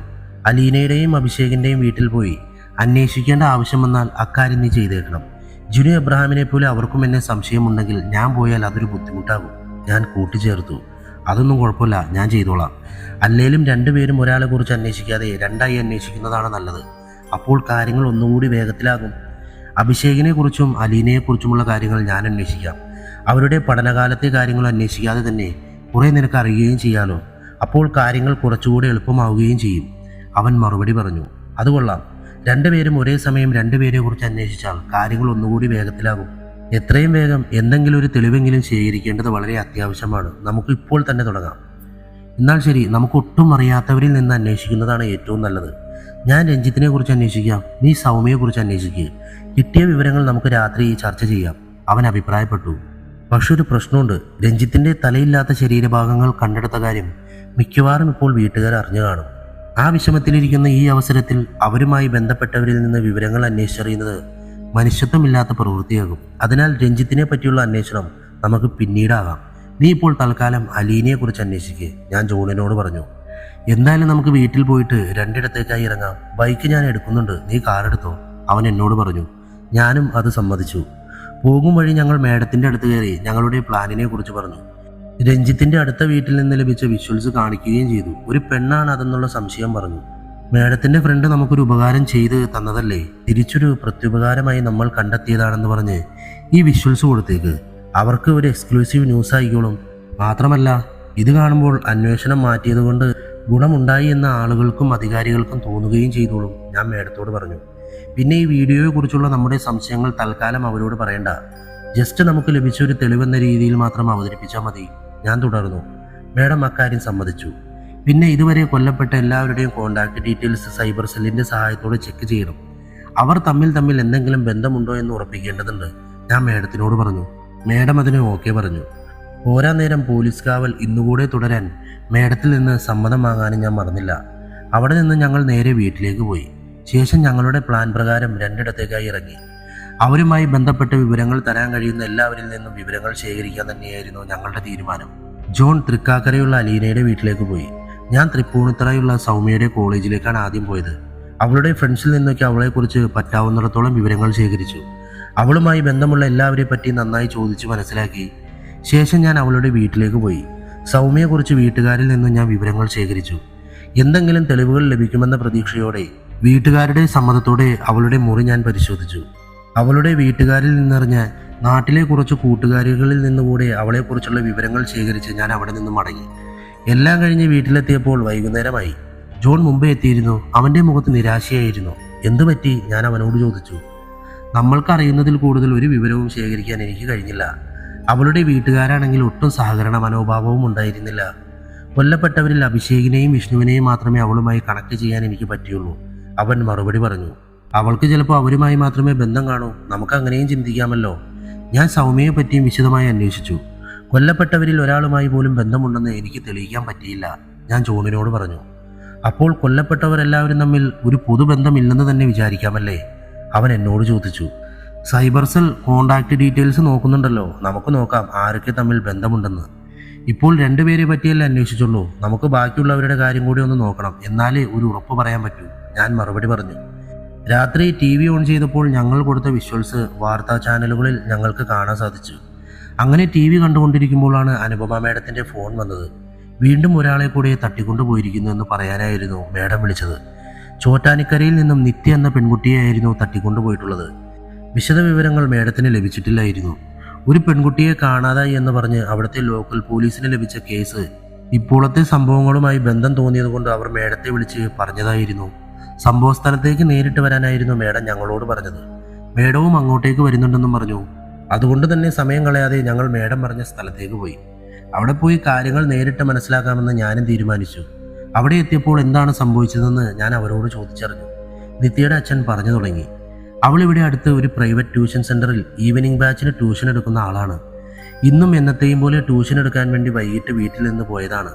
അവൾ പോയി കുറച്ചു കഴിഞ്ഞപ്പോൾ 6ാം ക്ലാസ്സിൽ പഠിക്കുന്ന അവളുടെ അനിയൻ ഒരു ഗിഫ്റ്റ് ബോക്സുമായി വന്നു. ചേച്ചിക്ക് കൊടുക്കാനാണെന്ന് പറഞ്ഞ് ഒരു അങ്കിൾ തന്നതാണെന്നാണ് അവൻ പറഞ്ഞത്. വർണ്ണക്കടലാസ് കൊണ്ട് നല്ല ഭംഗിയിൽ അലങ്കരിച്ച ആ സമ്മാനപ്പെട്ടി കണ്ടപ്പോൾ എനിക്ക് ആകെ സംശയമായി. എന്നാലും അവൾക്കൊരു സമ്മാനം ആര് കൊടുത്തയച്ചതാകുമെന്ന് ഞാൻ ചിന്തിക്കാതെ ഇരുന്നില്ല. എന്നാലും അവൾക്കുള്ള സമ്മാനമായതുകൊണ്ട് അവൾ വന്നിട്ട് തുറന്നോളാം എന്ന് വിചാരിച്ച് ഞങ്ങളത് തുറക്കാൻ നിന്നില്ല. എന്നാൽ എന്നും വീട്ടിലെത്തുന്ന സമയമായിട്ടും അവൾ വന്നില്ല. കുറേ വൈകിയപ്പോൾ അവളുടെ ഫോണിലേക്ക് വിളിച്ചു നോക്കി, പക്ഷെ അറ്റൻഡ് ചെയ്തില്ല. പല സംശയങ്ങളും എനിക്ക് തോന്നി തുടങ്ങി. അപ്പോഴാണ് ആ പെട്ടി ഒന്ന് തുറന്നു നോക്കാമെന്ന് എനിക്ക് തോന്നിയത്. അത് തുറന്നു നോക്കിയപ്പോൾ ഒരു ചുവന്ന തുണി കൊണ്ട് ചുറ്റിയ രീതിയിൽ ഒരു പുരുഷന്റെ തലയായിരുന്നു. കൂടെ ഇന്നത്തെ ഡേറ്റ് വെട്ടിയ ഈ മാസത്തെ കലണ്ടറിന്റെ ഒരു കോപ്പിയും. അതാ ഞാൻ പോലീസിൽ വിവരം പറഞ്ഞത്, അച്ഛൻ പറഞ്ഞു നിർത്തി. ആ തല ഇന്നലെ കാണാതായ രഞ്ജിത്തിന്റെ ആണെന്ന് തിരിച്ചറിഞ്ഞു. ഞാൻ നിത്യയുടെ അനിയനെ വിളിച്ചു വരുത്തി. മോൻ ഇന്ന് കണ്ട അങ്കിളിന് ഏറെക്കുറെ എത്ര വയസ്സുണ്ടാകും? മോൻ്റെ അച്ഛൻ്റെ പ്രായമൊക്കെ ഉണ്ടോ, അതോ അച്ഛനേക്കാൾ ചെറുതാണോ? ഞാൻ അവനോട് ചോദിച്ചു. അച്ഛനേക്കാൾ പ്രായമുണ്ട്, മുടിയൊക്കെ നരച്ച ഒരു അങ്കിളാണ്, അവൻ മറുപടി പറഞ്ഞു. നിനക്ക് അങ്കിളിൻ്റെ മുഖം ഓർത്തെടുക്കാൻ പറ്റുന്നുണ്ടോ? ഇനി കണ്ടാൽ അറിയാം, അല്ലാതെ രേഖാചിത്രം പറഞ്ഞു തരാനൊന്നും എനിക്കറിയില്ല, അവൻ മറുപടി പറഞ്ഞു. ഞങ്ങൾ രേഖാചിത്രം ചോദിക്കുമെന്ന് മോനോടാരാ പറഞ്ഞേ? ഞാൻ ചിരിച്ചുകൊണ്ട് അവനോട് ചോദിച്ചു. പോലീസുകാരൊക്കെ സിനിമയിൽ ആരെങ്കിലും കണ്ട കാര്യം ചോദിക്കുമ്പോൾ അങ്ങനെയാണല്ലോ. ഈ അടുത്ത് ഫോറൻസിക് സിനിമയിലും അങ്ങനെ കണ്ടു. അവൻ നിഷ്കളങ്കമായി മറുപടി പറഞ്ഞു. ആ പ്രശ്നങ്ങൾക്കിടയിലും അവൻ്റെ ആ മറുപടി എന്നിൽ ചിരി സമ്മാനിച്ചു. പക്ഷേ എൻ്റെ മനസ്സാകെ അസ്വസ്ഥമായിരുന്നു. പകൽ സമയത്ത് കൊലപാതകത്തിന് പിന്നിൽ ഒരു പെണ്ണാണെന്ന് ഞാൻ തന്നെയാണ് ജോണിനോട് പറഞ്ഞത്. അപ്പോൾ പിന്നെ ഈ കുട്ടി പറയുന്ന പ്രായമുള്ള അങ്കിൾ ആരാണ്? ഇനി അയാളാണോ ഡാർക്ക് ഡെവിൽ? ഞാൻ എന്നോട് തന്നെ ചോദിച്ചു. മുമ്പ് കൊല്ലപ്പെട്ട 5 പേരിൽ ആരോടെങ്കിലും നിത്യയ്ക്ക് പരിചയമുള്ളതായി അറിയുമോ എന്ന് അവളുടെ വീട്ടുകാരോട് ഞാൻ ചോദിച്ചു. എന്നാൽ അവരുടെ അറിവിൽ അങ്ങനെ അവർ ആരുമായും പരിചയമുണ്ടായിരുന്നില്ല. നിത്യയുടെ സുഹൃത്തുക്കളെക്കുറിച്ചും അവരിൽ നിന്ന് ചോദിച്ചു മനസ്സിലാക്കി. കുറച്ചു കഴിഞ്ഞപ്പോഴേക്കും മേഡവും അവിടെ എത്തി. ഞങ്ങൾ അറിഞ്ഞ കാര്യങ്ങൾ മേഡത്തിനോട് പറഞ്ഞു. സമയമേറെ വൈകിയതിനാൽ കൂടുതൽ അന്വേഷണം പകൽ നടത്താമെന്ന് തീരുമാനിച്ചുകൊണ്ട് മേഡത്തിനോട് യാത്ര ചോദിച്ച് ഞങ്ങൾ അവിടെ നിന്നും മടങ്ങി. എടാ, പകൽ ഞാൻ നിന്നോട് പറഞ്ഞു കില്ലർ ഒരു പെണ്ണാണെന്ന്. പക്ഷെ ഇപ്പോൾ പ്രതീക്ഷിക്കാത്ത ഒരാൾ കൂടെ കേസിൽ വന്നല്ലോ. പോകും വഴി ഞാൻ ജോണിനോട് പറഞ്ഞു. ആര് പറഞ്ഞു പ്രതീക്ഷിച്ചില്ല എന്ന്? ദേവികയുടെ കാര്യം പറഞ്ഞപ്പോൾ തന്നെ ഞാൻ പറഞ്ഞില്ലേ ഒരു സഹായി ഉണ്ടാകുമെന്ന്. ആ കുട്ടി പറഞ്ഞ അങ്കിൾ ചിലപ്പോൾ നമ്മൾ വീഡിയോയിൽ കണ്ട പെണ്ണിൻ്റെ സഹായിയാകാം. അല്ലെങ്കിൽ ഡാർക്ക് ഡെവിൽ ഇയാളും ആ പെണ്ണ് സഹായിയുമാകാം. ഒന്നിൽ കൂടുതൽ പേർക്ക് ഈ കേസിന് പിന്നിൽ ബന്ധമുണ്ടെന്ന് വേണം കരുതാൻ. ആ എണ്ണം എത്രയാണെന്ന് നമുക്കിപ്പോൾ തീർച്ചപ്പെടുത്താൻ സാധിക്കില്ല, അവൻ മറുപടി പറഞ്ഞു. ദേവികയെ ഇപ്പോഴും നിനക്ക് സംശയമുണ്ടോ? ഞാൻ അവനോട് ചോദിച്ചു. സംശയമില്ല എന്ന് ഉറപ്പിച്ചു പറയാൻ പറ്റില്ല. നിന്റെ ജീവിതത്തിലേക്ക് ദേവിക വീണ്ടും വന്ന ശേഷമാണ് ഈ സംഭവങ്ങളെല്ലാം ഉണ്ടായിട്ടുള്ളത്. അതുകൊണ്ട് തന്നെ അവൾക്ക് ഇതുമായി എന്തെങ്കിലും തരത്തിലുള്ള ബന്ധമുണ്ടോ എന്ന് സംശയിക്കാമല്ലോ, അവൻ മറുപടി പറഞ്ഞു. എന്തായാലും നാളെ നമുക്ക് മറ്റുള്ളവരുടെ വിവരങ്ങൾ കൂടെ അന്വേഷിക്കാം. എവിടെയോ നമുക്ക് വേണ്ടി ഒരു തെളിവ് കാത്തു നിൽക്കുന്ന പോലെ തോന്നുന്നുണ്ട് എനിക്ക്, ഞാൻ പ്രതീക്ഷയോടെ അവനോട് പറഞ്ഞു. ഇന്ന് നിങ്ങൾക്ക് നേരെ യാതൊരു ആക്രമണവും ഉണ്ടായില്ലല്ലോ. അപ്പോൾ ഡാർക്ക് ഡെവിൽ നിങ്ങളെ ലക്ഷ്യം വയ്ക്കുന്നില്ല എന്ന് കരുതാമല്ലേ, അവൻ എന്നോട് ചോദിച്ചു. ഞാൻ അതേ നർത്തത്തിൽ തലയാട്ടി. പിറ്റേന്ന് രാവിലെ നേരത്തെ തന്നെ അന്വേഷണവുമായി ഇറങ്ങണമെന്ന് തീരുമാനിച്ചുകൊണ്ട് തന്നെ വീട്ടിലെത്തി ഉടനെ ഞങ്ങൾ വേഗം ഭക്ഷണം കഴിച്ചു കിടന്നു. രാവിലെ എണീറ്റ ശേഷം ഒട്ടും സമയം വൈകിക്കാൻ നിന്നില്ല. എല്ലാം പെട്ടെന്നാക്കി 2 പേരും 2 വഴിക്ക് ഇറങ്ങാൻ റെഡിയായി. പുറത്തോട്ട് ഇറങ്ങാൻ നിൽക്കുന്ന സമയമാണ് പതിവ് പോലെ അനുപമ മേഡത്തിൻ്റെ ഫോൺ കോൾ വന്നത്. ഇന്നലെ കാണാതായ നിത്യയുടെ ശരീരം എവിടെ നിന്നെങ്കിലും കിട്ടിയെന്ന് പറയാനാകും ആ ഫോൺ വിളിയിൽ നിന്ന് എനിക്ക് ഉറപ്പായിരുന്നു. എന്തായാലും എൻ്റെ പ്രതീക്ഷകൾ തെറ്റിയില്ല. നിത്യ ജോലി ചെയ്യുന്ന ട്യൂഷൻ സെൻ്ററിൻ്റെ മുന്നിൽ തന്നെ അവളുടെ തലയില്ലാത്ത ശരീരം ഒരു കാർഡ്ബോർഡ് പെട്ടിയിൽ പൊതിഞ്ഞ രീതിയിൽ കിട്ടി എന്ന് പറഞ്ഞായിരുന്നു മേഡം വിളിച്ചത്. പക്ഷേ ഞാൻ പ്രതീക്ഷിക്കാത്തൊരു കാര്യം കൂടെ മേഡത്തിന് പറയാനുണ്ടായിരുന്നു. CCTV ഒക്കെ കാര്യമായുള്ള ഒരു ഏരിയ ആണെന്ന് അറിഞ്ഞിട്ടും കൊലയാളി ബോഡി ഇടാൻ അവിടെ തന്നെ തിരഞ്ഞെടുത്തത് ഞങ്ങൾ ഇന്നലെ ന്യൂസ് ചാനലിന് കൊടുത്ത വിഷ്വലിൻ്റെ മറുപടി തരാനാണെന്ന്. ബോഡി കൊണ്ടുവന്ന് അവിടെ ഇടുന്ന എല്ലാ ദൃശ്യങ്ങളും അതിലുണ്ടായിരുന്നു. അതോടൊപ്പം അവിടുത്തെ CCTV നോക്കി മുഖം മൂടി വെച്ച ആ രൂപം വിരലുകൾ ഉയർത്തി വിക്ടറി സിമ്പിൾ കാണിക്കുന്നതും ഉണ്ടായതായി മേഡം പറഞ്ഞു. ഞങ്ങളോടുള്ള ഒരു വെല്ലുവിളി തന്നെയാണെന്നത് എനിക്ക് മനസ്സിലായി. എന്തായാലും ബാക്കിയുള്ളവരെ കുറിച്ചെല്ലാം ഇന്ന് തന്നെ അന്വേഷിച്ചറിയണമെന്ന് ഉറപ്പിച്ചു. ഇനിയും കൊലപാതകങ്ങൾ തുടരുന്നത് തടയേണ്ടത് വളരെ അത്യാവശ്യമായിരുന്നു. കാക്കനാടുള്ള അഭിഷേകിൻ്റെ വീട്ടിലേക്കാണ് ജോൺ പോയത്. ഞാൻ അതിനടുത്ത് തന്നെയുള്ള വിഷ്ണുവിൻ്റെ വീട്ടിലേക്കും പോയി. വിഷ്ണുവിൻ്റെ വീട്ടുകാരോട് നാട്ടിലുള്ള വിഷ്ണുവിൻ്റെ ഫ്രണ്ട്സിനെ കുറിച്ചും എനിക്കറിയുന്ന അവൻ്റെ കോളേജ് കാലഘട്ടമല്ലാത്ത മറ്റു കാലഘട്ടങ്ങളിലെ പ്രധാന സംഭവങ്ങളെ പറ്റിയും സുഹൃത്തുക്കളെ കുറിച്ചുമൊക്കെ ചോദിച്ചു. അവരുടെ വാക്കുകളിൽ നിന്നും അവനോട് ശത്രുത തോന്നേണ്ട ഒരാളും ഉള്ളതായി തോന്നിയില്ല. ഡിഗ്രി കഴിഞ്ഞ് വിദേശത്തേക്ക് പോകുന്നതിൻ്റെ ഇടയ്ക്ക് കുറച്ചുനാൾ അവൻ നാട്ടിൽ വണ്ടിക്കച്ചവടം എന്നൊക്കെ പറഞ്ഞ് നടന്നിരുന്നതായി അവരിൽ നിന്നറിഞ്ഞു. അന്ന് അവൻ്റെ കൂടെ ആരൊക്കെ ഉണ്ടായിരുന്നു എന്ന് അവർക്കറിയില്ലായിരുന്നു. കൊല്ലപ്പെട്ടവരിൽ അവൻ്റെ പരിചയക്കാരായി അഭിഷേകിനെയും അലീനെയും മാത്രമേ അവർക്ക് അറിയുകയുണ്ടായിരുന്നുള്ളൂ. നാട്ടിലുള്ള അവൻ്റെ ചില അടുത്ത കൂട്ടുകാരോടും അവനെക്കുറിച്ച് അന്വേഷിച്ചു. വീട്ടുകാർ പറഞ്ഞ കാര്യങ്ങളെ അവർക്കും കാര്യമായി പറയാനുണ്ടായിരുന്നുള്ളൂ. വീട്ടുകാർക്ക് അറിയാത്തതായി അവരിൽ നിന്ന് അറിയാൻ സാധിച്ചത് ഞങ്ങളോട് പോലും പറയാത്ത അവൻ്റെ ഒരു പ്രണയത്തെക്കുറിച്ച് മാത്രമായിരുന്നു. നാട്ടിലെ വിഷ്ണുവിൻ്റെ ഒരു കൂട്ടുകാരനിൽ നിന്നായിരുന്നു ആ വിവരം കിട്ടിയത്. അനഘ എന്നു പേരുള്ള ആ കുട്ടി അവൻ്റെ പെങ്ങളുടെ കൂട്ടുകാരിയാണെന്നും അവനും പെങ്ങൾക്കും മാത്രമേ ഈ കാര്യം അറിയുകയുള്ളൂ എന്നും അവൻ എന്നോട് പറഞ്ഞു. അവിടെ തൊട്ടടുത്ത് തന്നെയാണ് അവളുടെ വീടെന്നും അവളോട് ചോദിച്ചാൽ കൂടുതൽ വിവരങ്ങൾ കിട്ടുമെന്നും അവൻ കൂട്ടിച്ചേർത്തു. ആർക്കും അറിയാത്ത ബന്ധമായതിനാൽ ഒരു അന്വേഷണം എന്ന രീതിയിൽ ആ കുട്ടിയുടെ വീട്ടിൽ പോയി പ്രശ്നമുണ്ടാക്കണ്ട എന്ന് ഞാൻ തീരുമാനിച്ചു. അതിനാൽ എന്നോട് ഇക്കാര്യങ്ങൾ പറഞ്ഞ പയ്യൻ്റെ പെങ്ങളോട് അവളെ എന്തെങ്കിലും പറഞ്ഞ് അവരുടെ വീട്ടിലേക്ക് വിളിക്കാൻ പറഞ്ഞു. വിഷ്ണുവിൻ്റെ കാമുകി രാജഗിരി എഞ്ചിനീയറിംഗ് കോളേജിലെ വിദ്യാർത്ഥിനിയാണെന്നും ഇനി വൈകിട്ടേ കാണാൻ പറ്റുകയുള്ളൂ എന്നും ആ പെൺകുട്ടി എന്നോട് പറഞ്ഞു. വൈകുന്നേരം അവളെ വീട്ടിലേക്ക് വിളിക്കണമെന്ന് ഞാൻ വൈകിട്ട് വരാമെന്നും പറഞ്ഞുകൊണ്ട് ഞാൻ അവിടെ നിന്നിറങ്ങി. കൂടുതൽ വിവരങ്ങൾ അവളിൽ നിന്നും കിട്ടുമെന്ന് തന്നെയായിരുന്നു എൻ്റെ പ്രതീക്ഷ. വൈകുന്നേരമാകാൻ ഇനിയും ഒരുപാട് സമയമുള്ളതുകൊണ്ട് ഞങ്ങളുടെ ലിസ്റ്റിലുള്ള അടുത്ത ആളുടെ വീട്ടിലേക്ക് പോകാൻ ഞാൻ തീരുമാനിച്ചു. തലേ ദിവസം ഒഴിവാക്കിയ രഞ്ജിത്തിൻ്റെ വീട്ടിലേക്ക് തന്നെയായിരുന്നു ഇനി പോകേണ്ടതായി ഉണ്ടായിരുന്നത്. നിത്യയുടെ വീട്ടിൽ നിന്ന് ലഭിച്ചേക്കാവുന്ന വിവരങ്ങൾ പരമാവധി ഇന്നലെ തന്നെ ശേഖരിച്ചിരുന്നു. ഇനി അവളുടെ ചില സുഹൃത്തുക്കളിൽ നിന്ന് കൂടെ വിവരം ശേഖരിക്കാനുള്ളൂ. അവരും കോളേജിലും ജോലിക്കുമൊക്കെ പോകുന്നവരായതുകൊണ്ട് വൈകിട്ട് പോകുന്നതാണ് നല്ലതെന്ന് ഞാൻ തീരുമാനിച്ചു. ഞാൻ എന്തായാലും രഞ്ജിത്തിൻ്റെ വീട്ടിലേക്ക് ഒന്നുകൂടെ പോകാൻ തീരുമാനിച്ചു. അവിടെ പോയി അവരോടൊക്കെ അന്വേഷിച്ചെങ്കിലും കേസിന് ആവശ്യമുള്ള ഒന്നും തന്നെ കിട്ടിയില്ല. അവിടെ നിന്ന് ഞാൻ അവൻ്റെ ജോലി സ്ഥലത്തേക്ക് പോകാൻ തീരുമാനിച്ചു. അങ്ങോട്ട് പോകുന്ന വഴിക്കാണ് അനുപമ മാഡത്തിൻ്റെ ഫോൺ കോൾ വന്നത്. ഡേവിഡ്, നീ പറഞ്ഞ പോലെ കൊല്ലപ്പെട്ടവരുടെ കോണ്ടാക്ട് ഡീറ്റെയിൽസ് ചെക്ക് ചെയ്തപ്പോൾ കേസിന് സഹായകമാകുന്ന ഒരു കാര്യം കിട്ടിയിരിക്കുന്നു. അവസാന 30 ദിവസത്തെ കോണ്ടാക്ട് ഡീറ്റെയിൽസ് ആണ് നോക്കിയത്. അതിൽ ഇന്ന് മരിച്ച നിത്യയും രഞ്ജിത്തും തമ്മിൽ നല്ല ആക്റ്റീവ് കോണ്ടാക്ട് ഉണ്ട്. ഈ 30 ദിവസത്തിൽ ഒരുപാട് തവണ അവർ ഫോണിൽ ബന്ധപ്പെട്ടിട്ടുണ്ട്. മാത്രമല്ല രഞ്ജിത്തിന് കൊല്ലപ്പെട്ട വിഷ്ണുവായും കോണ്ടാക്ട് ഉണ്ട്. അത് ഒരുപാടൊന്നുമില്ല, 1 2 3 കോൾ മാത്രം. 2 3 എന്ന് പറയുമ്പോൾ അത് ഈ സംഭവങ്ങൾ തുടങ്ങിയ ശേഷമാണോ എന്ന് നോക്കൂ. ഞാൻ ഇടയ്ക്ക് കയറി ചോദിച്ചു. അത് ഞാൻ നോക്കി. കൃത്യമായി പറഞ്ഞാൽ എല്ലാ കോളുകളും അഭിഷേക് കൊല്ലപ്പെടുന്നതിന് ശേഷമുള്ള പകലായിരുന്നു. മാഡം മറുപടി പറഞ്ഞു. അന്ന് തന്നെയാണല്ലോ വിഷ്ണുവിനെയും കാണാതായത്. അതേ ദിവസം വിഷ്ണുവിൻ്റെയും രഞ്ജിത്തിൻ്റെയും നമ്പറിലേക്ക് കോമണായി വിളിച്ച നമ്പറുകൾ ഏതൊക്കെയുണ്ടെന്ന് കൂടെ ഒന്ന് ചെക്ക് ചെയ്തേക്കൂ, ഞാൻ മാഡത്തിനോട് പറഞ്ഞു. മാഡം ഓക്കെ പറഞ്ഞു. ബാക്കിയുള്ളവരുടെ കോണ്ടാക്ട് ഡീറ്റെയിൽസ് ഒക്കെ എങ്ങനെയാണ്, ഞാൻ മാഡത്തിനോട് ചോദിച്ചു. രഞ്ജിത്തിന് കൊല്ലപ്പെട്ടവരിൽ നിത്യയോടും വിഷ്ണുവിനോടും മാത്രമേ അവസാന 30 ദിവസം കോണ്ടാക്റ്റ് ഉള്ളൂ. നിത്യയ്ക്ക് കൊല്ലപ്പെട്ടവരിൽ രഞ്ജിത്തുമായി മാത്രമേ കോണ്ടാക്റ്റ് ഉള്ളൂ. സൗമ്യയ്ക്ക് കൊല്ലപ്പെട്ടവരിൽ ആരുമായും കോണ്ടാക്റ്റ് ഇല്ല. മറ്റുള്ളവർ തമ്മിലുള്ള കോണ്ടാക്റ്റ് പിന്നെ നിനക്കറിയാവുന്നതുമാണല്ലോ, മാഡം പറഞ്ഞു നിർത്തി. എല്ലാവരെയും മൊത്തത്തിൽ ബന്ധിപ്പിക്കുന്ന എന്തോ ഒരു ഘടകമുണ്ട്, അത് നമ്മൾ കണ്ടെത്തേണ്ടിയിരിക്കുന്നു, ഞാൻ മാഡത്തിനോട് പറഞ്ഞു. മാഡത്തിൻ്റെ കോൾ കട്ട് ചെയ്ത ശേഷം ഞാൻ ജോണിനെ വിളിച്ച് കാര്യങ്ങൾ പറയാൻ നിന്നപ്പോഴാണ് അവൻ്റെ കോൾ ഇങ്ങോട്ട് വന്നത്. അവൻ അഭിഷേകിൻ്റെ വീട്ടിൽ നിന്നുള്ള മടക്കയാത്രയിലായിരുന്നു. ഞങ്ങൾക്കറിയുന്നതിൽ നിന്നും കൂടുതലായി ഒരു വിവരങ്ങളും വീട്ടുകാരിൽ നിന്നും അറിഞ്ഞില്ല എന്ന് അവൻ എന്നോട് പറഞ്ഞു. അടുത്തതായി ആരുടെ കാര്യങ്ങൾ അന്വേഷിക്കാൻ പോകണമെന്നറിയാനായിരുന്നു അവൻ വിളിച്ചത്. അവനോട് ഞാൻ വീട്ടിലേക്ക് പോകാൻ പറഞ്ഞു. ഞാനും ഉടൻ എത്തുമെന്നും ഭക്ഷണം കഴിച്ച ശേഷം ഉച്ചതിരിഞ്ഞ് നമുക്ക് ഒരുമിച്ച് ഇറങ്ങാമെന്ന് ഞാൻ അവനോട് പറഞ്ഞു. ഏതായാലും ഇറങ്ങിത്തിരിച്ച സ്ഥിതിക്ക് രഞ്ജിത്തിൻ്റെ ഓഫീസിൽ കൂടെ അന്വേഷിക്കാൻ ഞാൻ തീരുമാനിച്ചു. അവിടെ നിന്നും കൂടുതലായി ഒന്നും അറിയാത്തതുകൊണ്ട് ഞാൻ വീട്ടിലേക്ക് മടങ്ങി. ഉച്ചഭക്ഷണം കഴിച്ചു കഴിഞ്ഞ ശേഷം ഞങ്ങൾ കൊല്ലപ്പെട്ടവർ തമ്മിലുള്ള ബന്ധത്തെക്കുറിച്ച് ചർച്ച ചെയ്യുകയായിരുന്നു. മൊത്തം കൊല്ലപ്പെട്ട 6 പേരിൽ ബാക്കി 5 പേരുമായും ബന്ധമില്ലാത്ത ആദ്യത്തെയാൾ. രണ്ടാമതും മൂന്നാമതും നാലാമതും കൊല്ലപ്പെട്ടത് ഒരേ കോളേജിൽ ഡിഗ്രിക്ക് പഠിച്ച പരിചയക്കാർ.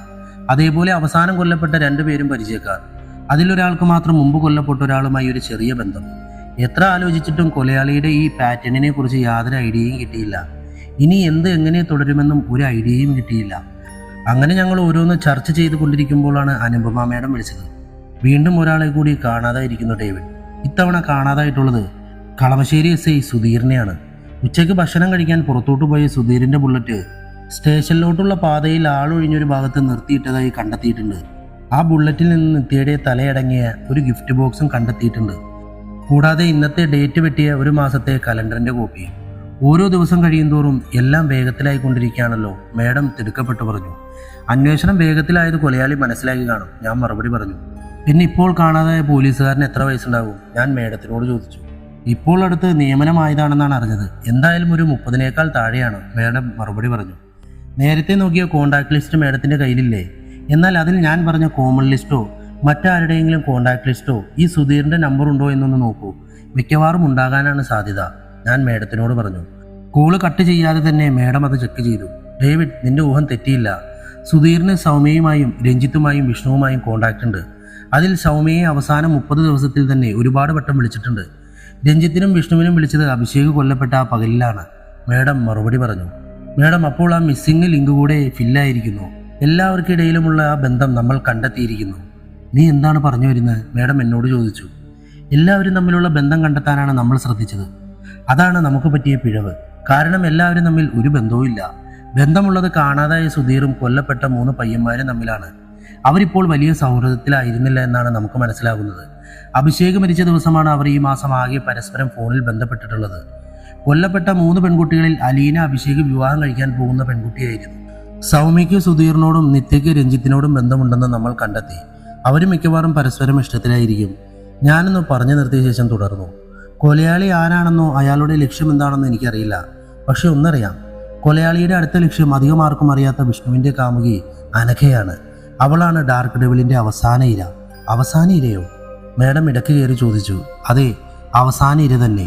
ഇന്ന് മാഡം CCTVയിൽ കണ്ടു എന്ന് പറഞ്ഞ ആ 2 വിരൽ വച്ചുള്ള ആംഗ്യം വിക്ടറിയുടെ സിമ്പിൾ അല്ല, മറിച്ച് ഇനി 2 ഇര കൂടിയാണെന്നൊരു സൂചന നമുക്ക് തന്നതാകും.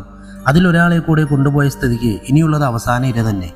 കൊലയാളിയുടെ പ്രതികാരം ആ 4 ചെറുപ്പക്കാരോടാണ്. അതിൽ 3 പേരുടെ കാമുകിമാരെ കൊലയാളി കൊന്നു. ഇനി ബാക്കിയുള്ളത് അനഘ മാത്രമാണ്. അവൾ തന്നെയാകും കൊലയാളിയുടെ അടുത്ത ലക്ഷ്യം. ഞാൻ പറഞ്ഞു നിർത്തി. അനഘയാണ് കൊലയാളിയുടെ അടുത്ത ഇര എന്നറിയുമ്പോൾ അവളിലൂടെ കൊലയാളിയെ പിടിക്കാനുള്ളൊരു പദ്ധതി നമുക്ക് തയ്യാറാക്കാമല്ലോ, മേഡം എന്നോട് പറഞ്ഞു. ഞങ്ങൾ എന്തായാലും വൈകിട്ട് അവളെ കാണാൻ പോകാൻ തീരുമാനിച്ചതാണ്. കൊലയാളി എല്ലാ കാര്യങ്ങളും വേഗത്തിലാക്കിക്കൊണ്ടിരിക്കുകയാണ്. അതിനാൽ തന്നെ നമ്മൾ കൊലയാളിയെ പെട്ടെന്ന് ട്രാപ്പിലാക്കേണ്ടതാണ്. ഞാൻ വിചാരിച്ചത് ശരിയാണെങ്കിൽ അവസാന ഇരയെ കൂടെ കൊന്നുകഴിഞ്ഞാൽ പിന്നെ ഡാർക്ക് ഡെവിലിനെ നമുക്ക് കിട്ടണമെന്നില്ല. പിടികൊടുക്കാതെ എല്ലാ ഇരകളെയും വേട്ടയാടിക്കൊണ്ട് വേട്ടയെ അവസാനിപ്പിക്കാൻ തന്നെയാകും ആ വേട്ടക്കാരൻ്റെ ലക്ഷ്യം, ഞാൻ മേഡത്തിനോട് പറഞ്ഞു. അങ്ങനെയാണെങ്കിൽ ആ ഇരയെ രക്ഷപ്പെടുത്തി വേട്ടക്കാരനെ പിടിക്കേണ്ടത് നമ്മുടെ ഉത്തരവാദിത്തമാണല്ലോ, മേഡം അഭിപ്രായപ്പെട്ടു. എന്ത് പദ്ധതിയാണ് നിന്റെ മനസ്സിലുള്ളത്? ആ കുട്ടിയോട് വീട്ടിൽ നിന്ന് പുറത്തിറങ്ങാതിരിക്കാൻ പറഞ്ഞാലോ? നമുക്ക് ആ വീടിന് ചുറ്റും ശക്തമായ പോലീസ് കാവൽ ഏർപ്പാടാക്കിയാലോ, മേഡം എന്നോട് പറഞ്ഞു. അങ്ങനെ ചെയ്യുന്നത് നല്ലത് തന്നെ. ആ കുട്ടിയുടെ ജീവൻ രക്ഷിക്കാൻ സാധിച്ചേക്കും. പക്ഷേ ഒരു പ്രശ്നമുണ്ട്. എന്ത് പ്രശ്നം, മേഡം എന്നോട് ചോദിച്ചു. പോലീസ് കാവൽ ഉള്ളതിനെ കുറിച്ച് എങ്ങനെയെങ്കിലും ഒരു ക്ലൂ കിട്ടിയാൽ ചിലപ്പോൾ ഡാർക്ക് ഡെവിൽ പ്ലാനിൽ വല്ല മാറ്റങ്ങളും നടത്തിയേക്കാം. അവസാന കൊലപാതകമായതുകൊണ്ട് പോലീസ് കാവലൊക്കെ ഒന്ന് കുറയുന്നത് വരെ ചിലപ്പോൾ കൊലയാളി കാത്തിരിക്കാനും സാധ്യതയുണ്ട്. എന്നും ആ കുട്ടിക്ക് വേണ്ടി കാവൽ നിൽക്കാൻ പോലീസുകാരെ വിടാൻ നമുക്ക് പറ്റില്ലല്ലോ. പതിയെ പ്രൊട്ടക്ഷന്റെ ശക്തി കുറയുന്ന സമയം നോക്കി അവസാന കൃത്യവും നടത്തി കൊലയാളി എന്നേക്കുമായി രക്ഷപ്പെട്ടേക്കാം. ഡാർക്ക് ഡെവിലിനെ പിടികൂടാമെന്നുള്ള നമ്മുടെ പ്രതീക്ഷ തെറ്റുകയും ചെയ്യും, ഞാൻ മറുപടി പറഞ്ഞു.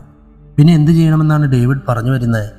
നമ്മളിങ്ങനെ ഒരു സംശയമുള്ള കാര്യം കൊലയാളി അറിയാതെ ഇരിക്കാനാണ് ആദ്യം ശ്രമിക്കേണ്ടത്. സാധാരണ ദിവസങ്ങളിലെ പോലെ തന്നെ ആ കുട്ടി ദിനചര്യകൾ നടത്തുകയും കോളേജിൽ പോവുകയും ഒക്കെ ചെയ്യട്ടെ. മേഡം, ചൂണ്ടയിട്ട് മീനിനെ പിടിച്ചിട്ടില്ലേ? മീനിന് ഇരയായി നമ്മൾ മണ്ണിരയെ ഇട്ട് കൊടുക്കും. ആ മണ്ണിരയെ ലക്ഷ്യം വെച്ച് വരുന്ന മീൻ നമ്മുടെ ചൂണ്ടയിൽ കുരുങ്ങുകയും ചെയ്യും. അതേ രീതിയിലാണ് നമ്മളും പ്രയോഗിക്കാൻ പോകുന്നത്. ഇവിടെ ഇര അനഘയാണ്. നമ്മൾ ആ ഇരയെ വേട്ടക്കാരന് മുന്നിലേക്ക് ഇട്ടു കൊടുക്കുന്നു. ഇരയെ ലക്ഷ്യം വെച്ച് വരുന്ന ആ വേട്ടക്കാരൻ നമ്മുടെ ചൂണ്ടയിൽ കുടുങ്ങുക തന്നെ ചെയ്യും. നമ്മുടെ ആളുകൾ യൂണിഫോമിലല്ലാതെ പല വേഷങ്ങളിലായി ഒരു ഡിസ്റ്റൻസ് കീപ്പ് ചെയ്ത് ഇരയോടൊപ്പം ഉണ്ടാകണം. ഇരയ്ക്കൊരു കാവലായിക്കൊണ്ടും ചൂണ്ടയിൽ കുരുങ്ങുന്ന വേട്ടക്കാരനെ പിടിക്കാൻ വേണ്ടിയും കുറച്ചുപേരെ വീടിന് സമീപത്തായി നിർത്തണം. അതിന് കഴിഞ്ഞ ദിവസങ്ങളിൽ എൻ്റെയും ദേവികയുടെയും വീടിന് കാവൽ നിന്നവർ മതിയാകും. അവരോട് ഇന്ന് അങ്ങോട്ടേക്ക് പോകാൻ പറയാം. അതേപോലെ കുറച്ചുപേരെ കോളേജിന്റെ പരിസരത്ത് നിർത്തണം. അവരെ മേഡം നാളത്തേക്ക് ഏർപ്പാടാക്കണം.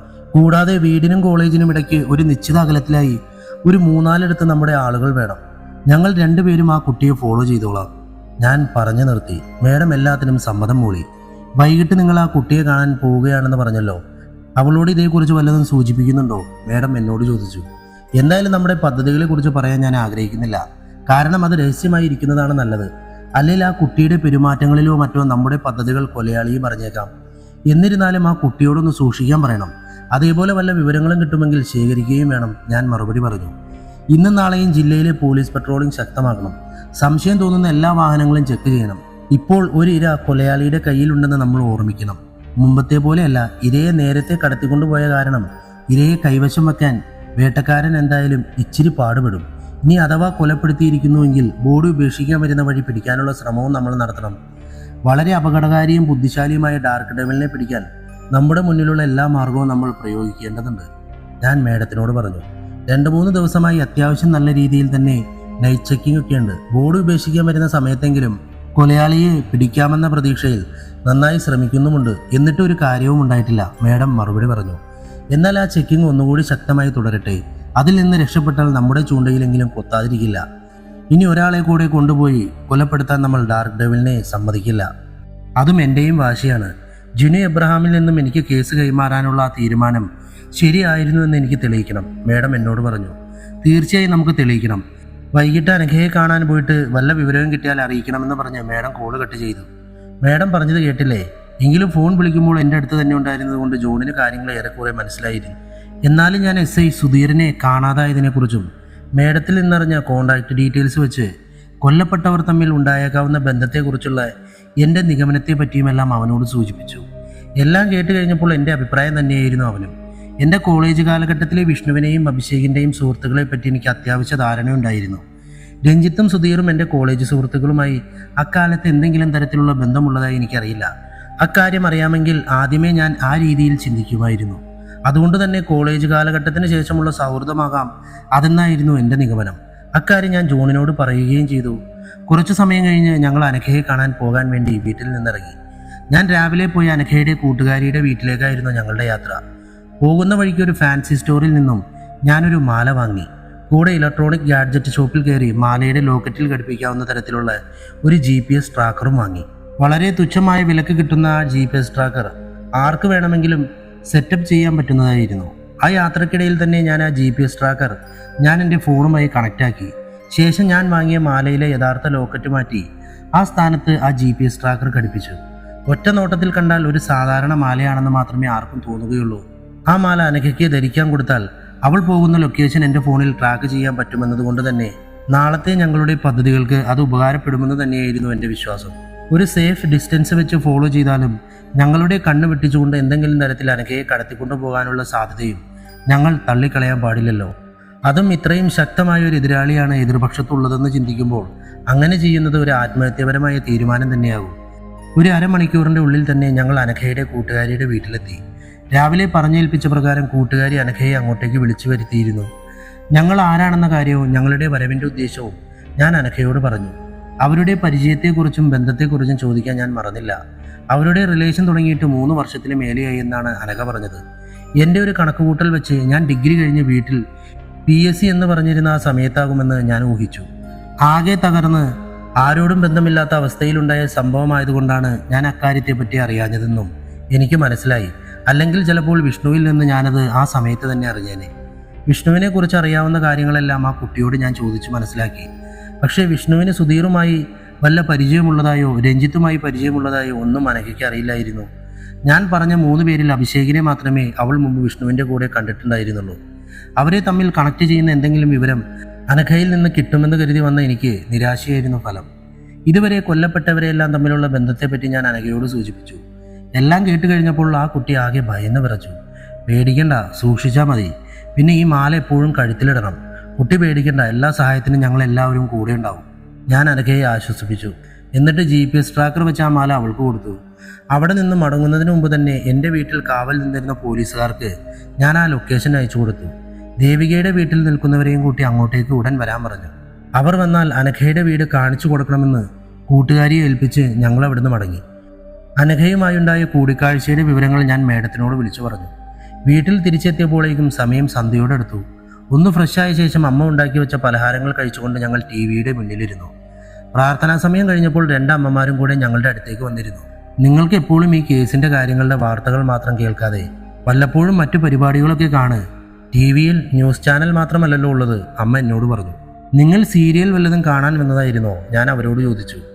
അതുകൊണ്ടല്ല, എപ്പോൾ നോക്കിയാലും നിങ്ങളുടെ മനസ്സിൽ ഈ കേസിൻ്റെ ചിന്ത മാത്രമേ ഉള്ളൂ, അതുകൊണ്ട് പറഞ്ഞതാ, അമ്മ മറുപടി പറഞ്ഞു. അമ്മ, ഓരോരുത്തർക്കും ഓരോ ലഹരി ഉണ്ടാകില്ലേ? ഈ കേസ് അന്വേഷണമാണ് ഞങ്ങളുടെ ഒരു ലഹരി. വളരെ ആസ്വദിച്ചാണ് ഞങ്ങളത് ചെയ്യുന്നത്, ഞാൻ അമ്മയോട് പറഞ്ഞു. എന്നിട്ട് എവിടെ വരെയായി നിങ്ങളുടെ അന്വേഷണം? ജോണിൻ്റെ അമ്മയാണ് ചോദിച്ചത്. ഞാൻ കേസിൻ്റെ കാര്യങ്ങളും ഞങ്ങളുടെ നിഗമനങ്ങളും എല്ലാം അവരോട് പറഞ്ഞു. എല്ലാം കേട്ട് കഴിഞ്ഞപ്പോൾ അവർക്ക് സന്തോഷമായി. ഞങ്ങളുടെ അനുമാനങ്ങളിൽ അവർ സന്തുഷ്ടരായിരുന്നു. അമ്മ പറഞ്ഞ പോലെ എപ്പോഴും കേസിൻ്റെ വാർത്തകൾ ആകണ്ട എന്ന് കരുതിയതുകൊണ്ട് ന്യൂസ് ചാനൽ മാറ്റി മൂവി ചാനൽ വെച്ചു. അതിലൊരു സിനിമ കണ്ടുകൊണ്ടിരുന്നപ്പോഴാണ് മേഡത്തിൻ്റെ ഫോൺ വന്നത്. ക്ലോക്കിലേക്ക് നോക്കിയപ്പോൾ സമയം 9 അടുത്തിരുന്നു. ഡേവിഡ്, ഒടുവിൽ നമ്മൾ അവനെ പിടിച്ചു. കോൾ അറ്റൻഡ് ചെയ്തപ്പോൾ തന്നെ മേഡം ആവേശത്തോടെ പറഞ്ഞു. അവനോ? ഞാൻ അത്ഭുതത്തോടെ ചോദിച്ചു. അതെ, അവൻ തന്നെ. ഒടുവിൽ ഡാർക്ക് ഡെവിൽ നമ്മുടെ വലയിൽ വീണു. അനഘയുടെ വീടിന് സമീപം നിർത്തിയ പോലീസുകാരാണ് അവനെ പിടിച്ചത്. മുഖംമൂടി അണിഞ്ഞ ഒരാൾ ഒരു ബാഗുമായി ആ വീടിൻ്റെ ഗേറ്റിൻ്റെ സമീപത്തേക്ക് പോകുന്നത് കണ്ടപ്പോൾ അവർ ചാടി വീഴുകയായിരുന്നു. ആ ബാഗ് പരിശോധിച്ചപ്പോൾ അതിൽ നിന്ന് സുധീറിൻ്റെ തല ലഭിച്ചിട്ടുമുണ്ട്, മേഡം മറുപടി പറഞ്ഞു. എന്നിട്ട് അയാൾ കുതിരി മാറാൻ ശ്രമിച്ചില്ലേ? അവരെ 8ഓളം പോലീസുകാരില്ലേ? വലിയ ബുദ്ധിമുട്ടില്ലാതെ പിടിക്കാൻ പറ്റിയെന്നാണ് പറഞ്ഞത്. എന്നിട്ട് അവർ അയാളെ തിരിച്ചറിഞ്ഞോ? ഞാൻ ചോദിച്ചു. ഇല്ല, തിരിച്ചറിഞ്ഞിട്ടില്ല. 50 വയസ്സോളം തോന്നിക്കുന്നുണ്ടെന്നാണ് പറഞ്ഞത്. അയാളെയും കൊണ്ട് അവർ എൻ്റെ ഓഫീസിലേക്ക് വരുന്നുണ്ട്, മേഡം മറുപടി പറഞ്ഞു.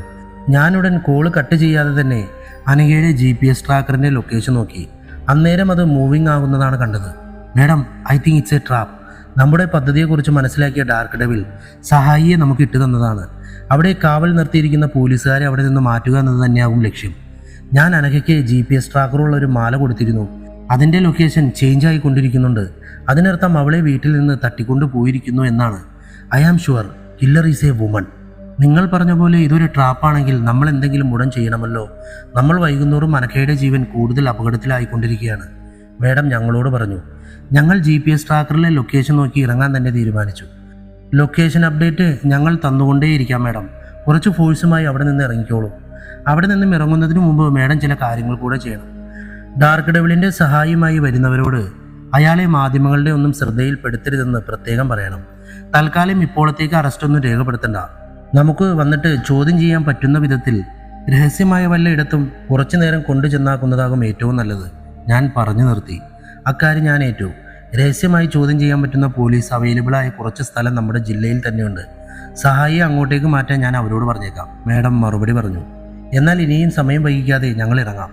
ഞാൻ പറയുന്ന സ്ഥലത്തേക്ക് മേഡം ഫോഴ്സുമായി എത്തിയാൽ മതി, ഞാൻ മേഡത്തിനോട് പറഞ്ഞു.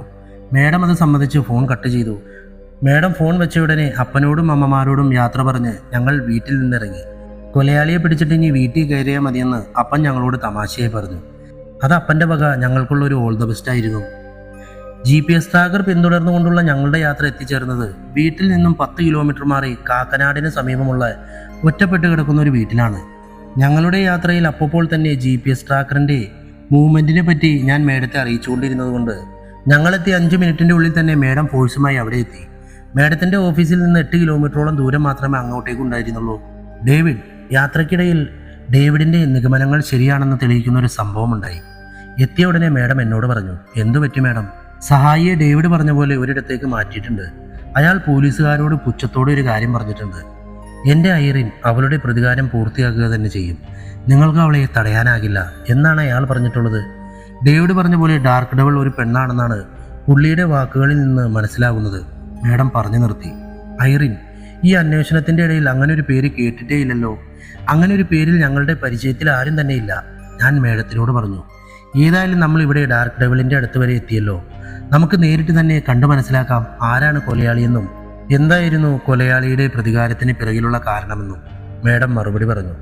ഞങ്ങൾ പിന്നെ ഒട്ടും സമയം കളയാൻ നൽകാതെ ഒഴിഞ്ഞു കിടക്കുന്ന വീടിൻ്റെ ഉള്ളിലേക്ക് പ്രവേശിക്കാൻ തീരുമാനിച്ചു. മേഡത്തിൻ്റെ കൂടെ വന്ന ഫോഴ്സിനെ രണ്ടാക്കിക്കൊണ്ട് അതിൽ പകുതി പേരെ ആ വീടിൻ്റെ ചുറ്റും നിർത്തി. മറ്റേ പാതിയോട് വീടിൻ്റെ പുറകുവശത്തുകൂടി പോകാൻ പറഞ്ഞുകൊണ്ട് ഞാനും ജോണും മേഡവും കൂടെ മുൻവശത്തുകൂടെ വീട്ടിലോട്ട് പ്രവേശിച്ചു. കുറേ കാലമായി ആൾതാമസമില്ലെന്ന് തോന്നിയ പഴയ ഓടിട്ടൊരു വീടായിരുന്നു അത്. വാതിലൊക്കെ തള്ളിയപ്പോൾ തന്നെ താനെ തുറന്നു. വീടിൻ്റെ ഉള്ളിൽ പ്രവേശിച്ചപ്പോൾ പലയിടത്തും വിറകുകളും ചകരികളും അടുക്കി വച്ചേക്കുന്നത് കണ്ടു. ആരോ വിൽക്കാൻ വെച്ചതാണെന്ന് കണ്ടപ്പോൾ തന്നെ മനസ്സിലായി. നഗരത്തിലെ തിരക്കുകളിൽ നിന്ന് മാറി ആളൊഴിഞ്ഞ് ആരും വരാൻ സാധ്യതയില്ലാത്ത ഒരു പഴയ വീട് കൊലപാതകത്തിനായി തിരഞ്ഞെടുത്തതാണെന്ന് ഞങ്ങൾക്ക് മനസ്സിലായി. വീടിൻ്റെ ഉള്ളിൽ ഒരുപാട് നടന്നെങ്കിലും താഴെയുള്ള ഒരു മുറിയിലും ആരെയും കാണാൻ സാധിച്ചില്ല. അധിക മുറികളും പലതരം വിറകുകൊള്ളികളായിരുന്നു. GPS ട്രാക്കറിലാണെങ്കിൽ ഞങ്ങൾ നിൽക്കുന്ന വീടിൻ്റെ ഉള്ളിൽ ലൊക്കേഷൻ തന്നെയായിരുന്നു കാണിച്ചിരുന്നത്. അപ്പോഴാണ് വീടിൻ്റെ താഴെ തട്ടിൽ നിന്നും മുകളിലോട്ട് മരം കൊണ്ടുണ്ടാക്കിയ ഒരു ഏണി ശ്രദ്ധയിൽപ്പെട്ടത്.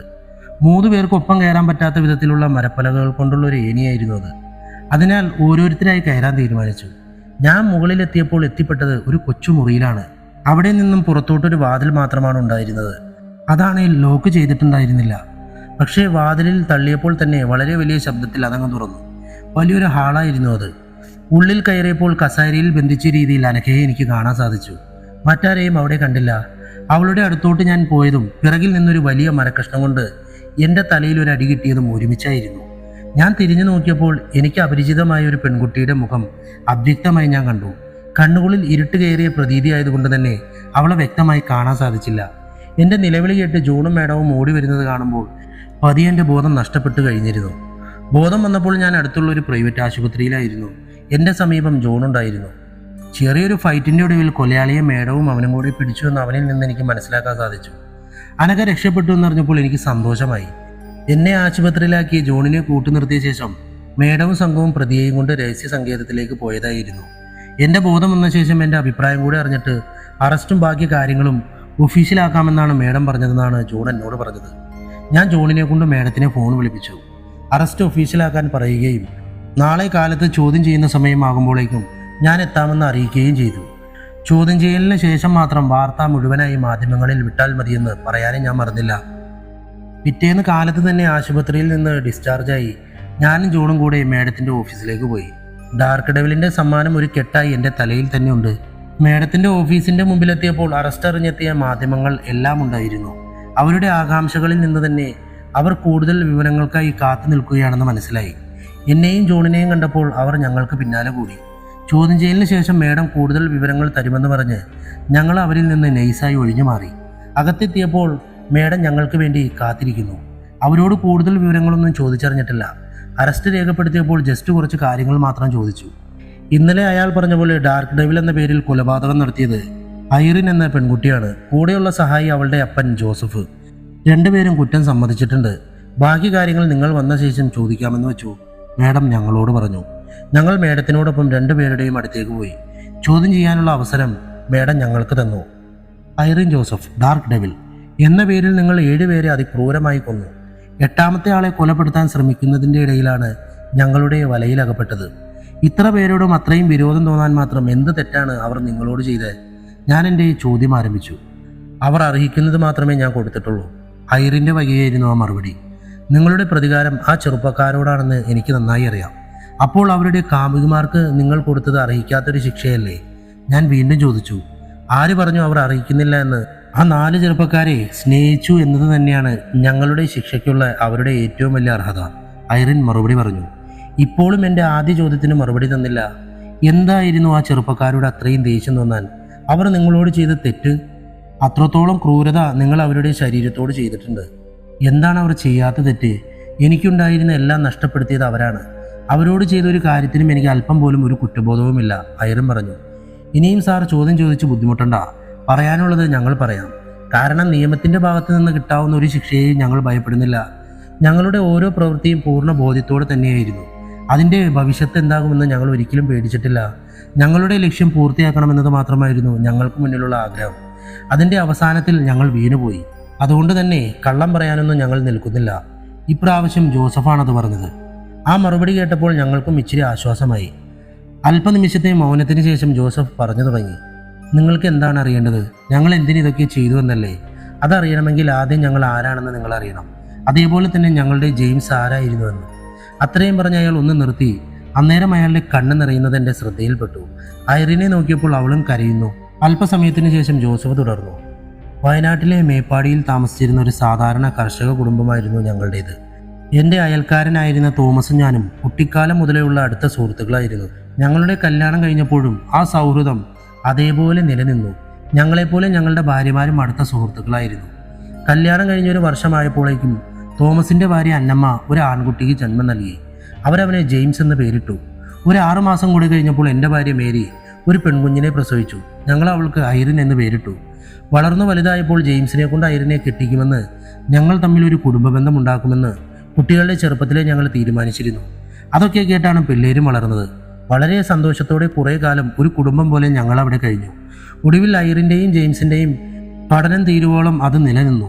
അടുത്തുള്ള സ്കൂളിലെ പഠനം കഴിഞ്ഞപ്പോൾ ഐറിൻ അടുത്തുള്ള കോളേജിൽ ഡിഗ്രിക്ക് ചേർന്നു.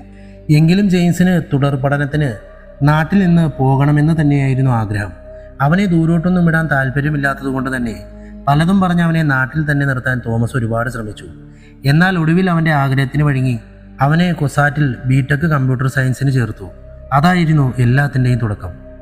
ഗ്രാമപ്രദേശത്ത് നിന്ന് പെട്ടെന്നൊരു നഗരപ്രദേശത്തോട്ട് വന്നത് ജെയിംസിന് കാര്യമായി മാറ്റമുണ്ടാക്കി. അക്കൗണ്ടിലേക്ക് അയച്ചു കൊടുക്കുന്ന പൈസ മൊത്തം പെട്ടെന്ന് തീർത്തുകൊണ്ട് ഇടയ്ക്കിടയ്ക്ക് വീട്ടിൽ പൈസ ചോദിക്കാൻ തുടങ്ങിയപ്പോൾ തോമസ് ഒരിക്കൽ അനാവശ്യമായി ദൂർത്തടിക്കാൻ ഇനി പൈസ തരില്ല, എൻ്റെ കയ്യിൽ പൈസ ഇല്ലെന്നും വേണമെങ്കിൽ സ്വന്തമായി അധ്വാനിച്ചുണ്ടാക്കിക്കോളൂ എന്ന് പറയുകയും ചെയ്തു. അതിനുശേഷം ജെയിംസ് പിന്നീട് വീട്ടിൽ പൈസ ചോദിച്ചിട്ടില്ല. അക്കൗണ്ടിൽ തോമസ് ഇടുന്ന പൈസയിൽ കോളേജ് ഫീസ് അല്ലാതെ ഒന്നും എടുത്തിട്ടുമില്ല. തോമസ് പറഞ്ഞ വാശിയിൽ വല്ല ജോലിക്കും പോയി തുടങ്ങിക്കാണും, അതാണ് പൈസയൊന്നും ചോദിക്കാത്തതെന്ന് തോമസും കരുതി. എന്നാൽ പിന്നീട് ഞങ്ങൾ കേൾക്കുന്നത് ഒട്ടും കേൾക്കാൻ ആഗ്രഹിക്കാത്തൊരു വാർത്തയായിരുന്നു. മയക്കുമരുന്ന് നൽകി സഹപാഠിയെ പീഡിപ്പിച്ചു കൊന്ന കേസിൽ യുവാവ് അറസ്റ്റിലെന്ന് പറഞ്ഞ് അവൻ്റെ ഫോട്ടോ വെച്ചൊരു വാർത്ത. ആ വാർത്ത ഞങ്ങളെല്ലാവരെയും ഒരുപാട് തളർത്തി. അവനെ കാണാൻ പോകാൻ പറഞ്ഞുവെങ്കിലും പുതിയതായി പഠിച്ച ശീലങ്ങളുടെ ഭാഗമാണിതൊക്കെയെന്നും പറഞ്ഞ് തോമസ് അവനെ കാണാൻ പോകാൻ കൂട്ടാക്കിയില്ല. എന്നാലും അവനങ്ങനെ ഒന്നും ചെയ്യില്ല എന്ന് പറഞ്ഞ് ഐറിൻ അവനെ കാണാൻ പോകാൻ വാശി പിടിച്ചപ്പോൾ ഞാൻ അവനെ കാണാൻ പോയി. അവൻ കൂട്ടുകാരാൽ ചതിക്കപ്പെട്ടതാണെന്നും അവൻ ആകെ ചെയ്ത തെറ്റ് പൈസയ്ക്ക് ആവശ്യം വന്നപ്പോൾ ഒരു സംഘത്തോടൊപ്പം മയക്കുമരുന്ന് ആവശ്യക്കാർക്ക് എത്തിച്ചു കൊടുക്കുന്ന ബിസിനസ്സിൽ ഡീലറായി പ്രവർത്തിച്ചതാണെന്നും അവനെ കൂടാതെ ആ സംഘത്തിലുള്ള 4 പേരാണ് ഈ കൊലപാതകത്തിന് പിന്നിലുള്ളതെന്നും അവൻ എന്നോട് പറഞ്ഞു. അവരെക്കുറിച്ച് അവൻ എനിക്ക് പറഞ്ഞു തന്നു. അപ്പൻ്റെയും അമ്മയുടെയും മുഖത്തൊക്കെ ഇനി എങ്ങനെ നോക്കുമെന്നും പറഞ്ഞ് അവൻ അന്നെൻ്റെ മുന്നിൽ ഒരുപാട് കരഞ്ഞു. അവനെ ചതിച്ചവരെ നിയമത്തിന് മുന്നിൽ കൊണ്ടുവന്ന് അവനെ എങ്ങനെയെങ്കിലും രക്ഷിക്കണമെന്നായിരുന്നു എൻ്റെ മനസ്സിൽ. നാട്ടിൽ തിരിച്ചെത്തി എനിക്ക് കേൾക്കാൻ സാധിച്ചത് മകനെ ഓർത്ത് തോമസും അന്നമ്മയും ആത്മഹത്യ ചെയ്ത വാർത്തയാണ്. 2 ദിവസങ്ങൾക്ക് ശേഷം ജയിലിൽ വെച്ച് ജെയിംസ് ആത്മഹത്യ ചെയ്ത വാർത്തയും കേട്ടു. ഒരു കുടുംബം പോലെ കഴിഞ്ഞിരുന്ന ഞങ്ങളുടെ പാതി അതോടെ ഇല്ലാതെയായി. ഈ സംഭവങ്ങൾക്ക് ശേഷം മൈറിൻ മാനസികമായി വല്ലാതെ തളർന്നു. 2 വർഷത്തോളം ചികിത്സയിലായിരുന്നു. മൈറിൻ്റെ ചികിത്സാ കാലയളവിൽ തന്നെ അവളുടെ അമ്മയും മരിച്ചു. മരിക്കും വരെ അവളെ ഓർത്തുള്ള ആദി മാത്രമായിരുന്നു മേരിക്ക്. ജെയിംസിൻ്റെയും കുടുംബത്തിൻ്റെയും മരണത്തിന് ഉത്തരവാദികളായവരെ നിയമപരമായി നേരിടാൻ ഞങ്ങൾക്ക് താല്പര്യമുണ്ടായിരുന്നില്ല. ജെയിംസിൻ്റെ മരണത്തോടെ ഇല്ലാതായത് 3 ജീവനാണെങ്കിൽ ബാക്കിയായത് പാതി മരിച്ച 2 ജീവനുകളാണ്. കൂടെ ഇല്ലാതായത് എൻ്റെ മകളുടെ സ്വപ്നങ്ങളും. അതുകൊണ്ടാണ് ആ സംഘത്തിലുള്ള ഓരോരുത്തരെയായി കൊലപ്പെടുത്താൻ ഞങ്ങൾ തീരുമാനിച്ചത്. അത് ജെയിംസിന് വേണ്ടിയായിരുന്നു. അവരുടെ കാമുകിമാരെ കൊലപ്പെടുത്തിയത് നഷ്ടപ്പെട്ട എൻ്റെ മോളുടെ സ്വപ്നങ്ങൾക്ക് പകരവും. ഇടയ്ക്ക് വച്ച് പിടിക്കപ്പെടരുതെന്ന ലക്ഷ്യത്തോടെയാണ് ഡാർക്ക് ഡെവിൽ എന്ന സൈക്കോ കില്ലറെ ഞങ്ങൾ ക്രിയേറ്റ് ചെയ്തത്. അങ്ങനെ ഒരു ക്യാരക്ടർ വെച്ച് റാൻഡമായി കൊലപ്പെടുത്തിയാൽ പോലീസ് ഇച്ചിരി വട്ടം കറങ്ങുമെന്നും ഞങ്ങൾക്ക് ഞങ്ങളുടെ ലക്ഷ്യം പൂർത്തീകരിക്കാമെന്നും ഞങ്ങൾക്ക് ഉറപ്പായിരുന്നു. പക്ഷേ നിങ്ങളിടയ്ക്ക് കയറി വന്നതുകൊണ്ട് അത് പൂർത്തീകരിക്കാൻ പറ്റിയില്ല, ജോസഫ് പറഞ്ഞു നിർത്തി. ഒരു സംശയം, ജെയിംസിനെ കൂട്ടുകാർ ചതിച്ചതാണെന്ന് പറഞ്ഞല്ലോ. എങ്ങനെ എല്ലാ തെളിവുകളും ജെയിംസിനെതിരായി? തെളിവുകളുടെ അടിസ്ഥാനത്തിലാണല്ലോ പോലീസ് പ്രതികളെ പിടിക്കുക, മേഡമാണ് ചോദിച്ചത്. അതിൻ്റെ ഉത്തരം അവരെ കൊലപ്പെടുത്തുന്നതിൻ്റെ ഇടയിൽ അവരിൽ നിന്ന് തന്നെ ലഭിച്ചിട്ടുണ്ട്. കോളേജിലെ ജെയിംസിൻ്റെ അടുത്ത കൂട്ടുകാരിയാണ് അവർ കൊലപ്പെടുത്തിയിട്ടുള്ളത്. അവൾ ഇടയ്ക്കൊക്കെ ജെയിംസിനെ കാണാൻ മുറിയിൽ വരാറുണ്ടായിരുന്നു. അവളെ യാദൃച്ഛികമായി കണ്ടപ്പോൾ ഒരു മോഹം തോന്നി. അവർ തന്നെ ഉണ്ടാക്കിയ ഒരു പ്ലാനാണത്. ഒരിക്കൽ ഡ്രിങ്ക്സിൽ മയക്കുമരുന്ന് കലർത്തി ജെയിംസിനെ മയക്കിക്കെടുത്തിയ ശേഷം അവൻ്റെ ഫോണിൽ നിന്ന് അവൻ്റെ ശബ്ദത്തിൽ അങ്ങോട്ടേക്ക് എന്തോ ആവശ്യം പറഞ്ഞ് വിളിച്ചു വരുത്തിയാണ് കൊലപ്പെടുത്തിയത്. അവൾ വന്നപ്പോൾ ജെയിംസ് കുളിക്കുകയാണ്, ഇപ്പോൾ വരുമെന്നും പറഞ്ഞ് അതേ ജ്യൂസ് തന്നെയാണ് അവൾക്കും കൊടുത്തിട്ടുള്ളത്. ജെയിംസ് മയക്കത്തിൽ നിന്ന് ഉണരുന്നതിന് മുമ്പ് തന്നെ അവർ കടന്നു കളയുകയും ചെയ്തു. പോലീസിൻ്റെ കണ്ണിൽ എല്ലാ തെളിവുകളും ജെയിംസിന് എതിരാവുകയും ചെയ്തു. ജോസഫ് മറുപടി പറഞ്ഞു. എങ്ങനെയാണ് ഞങ്ങളുടെ ഓരോ പ്ലാനിങ്ങും അറിഞ്ഞ പോലെ നിങ്ങൾ ഓരോ നീക്കവും നടത്തിയത്? എൻ്റെ പാവം സുഹൃത്ത് അക്കാരണത്താൽ എൻ്റെ കൂട്ടുകാരിയെ വരെ സംശയിച്ചു. ഞാൻ ജോസഫിനോട് ചോദിച്ചു. പലപ്പോഴും നമ്മുടെ ലക്ഷ്യം പാതി വഴിയിൽ നിന്നു പോകുന്നത് നമ്മുടെ എതിരാളിയെ ശരിക്കും പഠിക്കാതെ വരുമ്പോഴാണ്. ഞങ്ങൾ കൊലപ്പെടുത്തേണ്ടവരെ കുറിച്ച് മാത്രമല്ല, അന്വേഷകരെ കുറിച്ചും വ്യക്തമായി പഠിച്ചിരുന്നു. ഞങ്ങളെ കൊലപ്പെടുത്താനുള്ളവരുടെ ഓരോ നീക്കങ്ങൾ പരിശോധിക്കുമ്പോഴും ഞങ്ങളെ പിടിക്കാൻ നോക്കുന്നവരുടെ ഓരോ നീക്കങ്ങളും ശ്രദ്ധിച്ചിരുന്നു. പിടിതരാതെ ഞങ്ങളുടെ കർമ്മങ്ങൾ പൂർത്തീകരിക്കുക എന്നത് ഞങ്ങളുടെ ആവശ്യമാണല്ലോ. അതുകൊണ്ട് തന്നെ അതിനുവേണ്ടി ഞങ്ങൾ നല്ലോണം ശ്രദ്ധിച്ചിരുന്നു, ജോസഫ് മറുപടി പറഞ്ഞു. ബാക്കി വിധികൾ നിയമത്തിന് വിട്ടുകൊടുത്ത് ഞങ്ങൾ അവിടെ നിന്നും ഇറങ്ങി. അനുപമ മേഡം കേസ് അന്വേഷണം അവസാനിപ്പിച്ച കാര്യവും പ്രതികളെക്കുറിച്ചും അവരുടെ മോട്ടീവിനെ കുറിച്ചുമെല്ലാം മാധ്യമങ്ങളോട് പറഞ്ഞു. പുതിയ ബ്രേക്കിംഗ് ന്യൂസ് കിട്ടിയ സന്തോഷത്തിലായിരുന്നു അവർ. മടക്ക യാത്രയിൽ തന്നെ ഞാൻ ദേവികയ്ക്ക് വിളിച്ചു. കുറച്ച് ദിവസത്തെ ഇടവേളയ്ക്ക് ശേഷമായിരുന്നു ആ വിളി. അവളെ ജോൺ സംശയിക്കുന്നുണ്ടെന്നറിഞ്ഞപ്പോൾ കേസിൻ്റെ കാര്യങ്ങൾക്ക് വേണ്ടി അവളെ വിളിക്കൽ ഒഴിവാക്കിയതായിരുന്നു. കേസിനെ കുറിച്ചുള്ള എല്ലാ സംഭവവികാസങ്ങളും അവൾക്ക് പറഞ്ഞു കൊടുത്തു. അവളെ കൂടി സംശയിച്ചിരുന്ന കാര്യം പറഞ്ഞപ്പോൾ അവൾക്കതൊരു ചിരിക്കുള്ള വകുപ്പായി. അവൾ ഫോൺ വെച്ച ശേഷം ഞാൻ മനസ്സിലോർത്തു, അഭിഷേകിന് വേണ്ടി എന്നെ ഒഴിവാക്കി അലീന അവനെ സ്നേഹിച്ചത് കാരണം കൊണ്ട് തന്നെ കൊല്ലപ്പെട്ടു. ചിലപ്പോഴൊക്കെ ജീവിതം അങ്ങനെയാണ്, നമ്മുടെ വിധി നാം തന്നെ തിരഞ്ഞെടുക്കും. അങ്ങനെ കഥ അവസാനിച്ചിരിക്കുന്നത് എങ്ങനെയുണ്ട്? എനിക്ക് കുഴപ്പമില്ല, ഒരു അത്യാവശ്യം നല്ലൊരു കഥയായിട്ട് എനിക്ക് തോന്നി. നിങ്ങൾക്കും ഇഷ്ടപ്പെട്ട് കാണുമെന്ന് വിചാരിക്കുന്നു. അപ്പോൾ ഓക്കെ, പുതിയ കഥയുമായി വീണ്ടും വരാം. Love you all, by.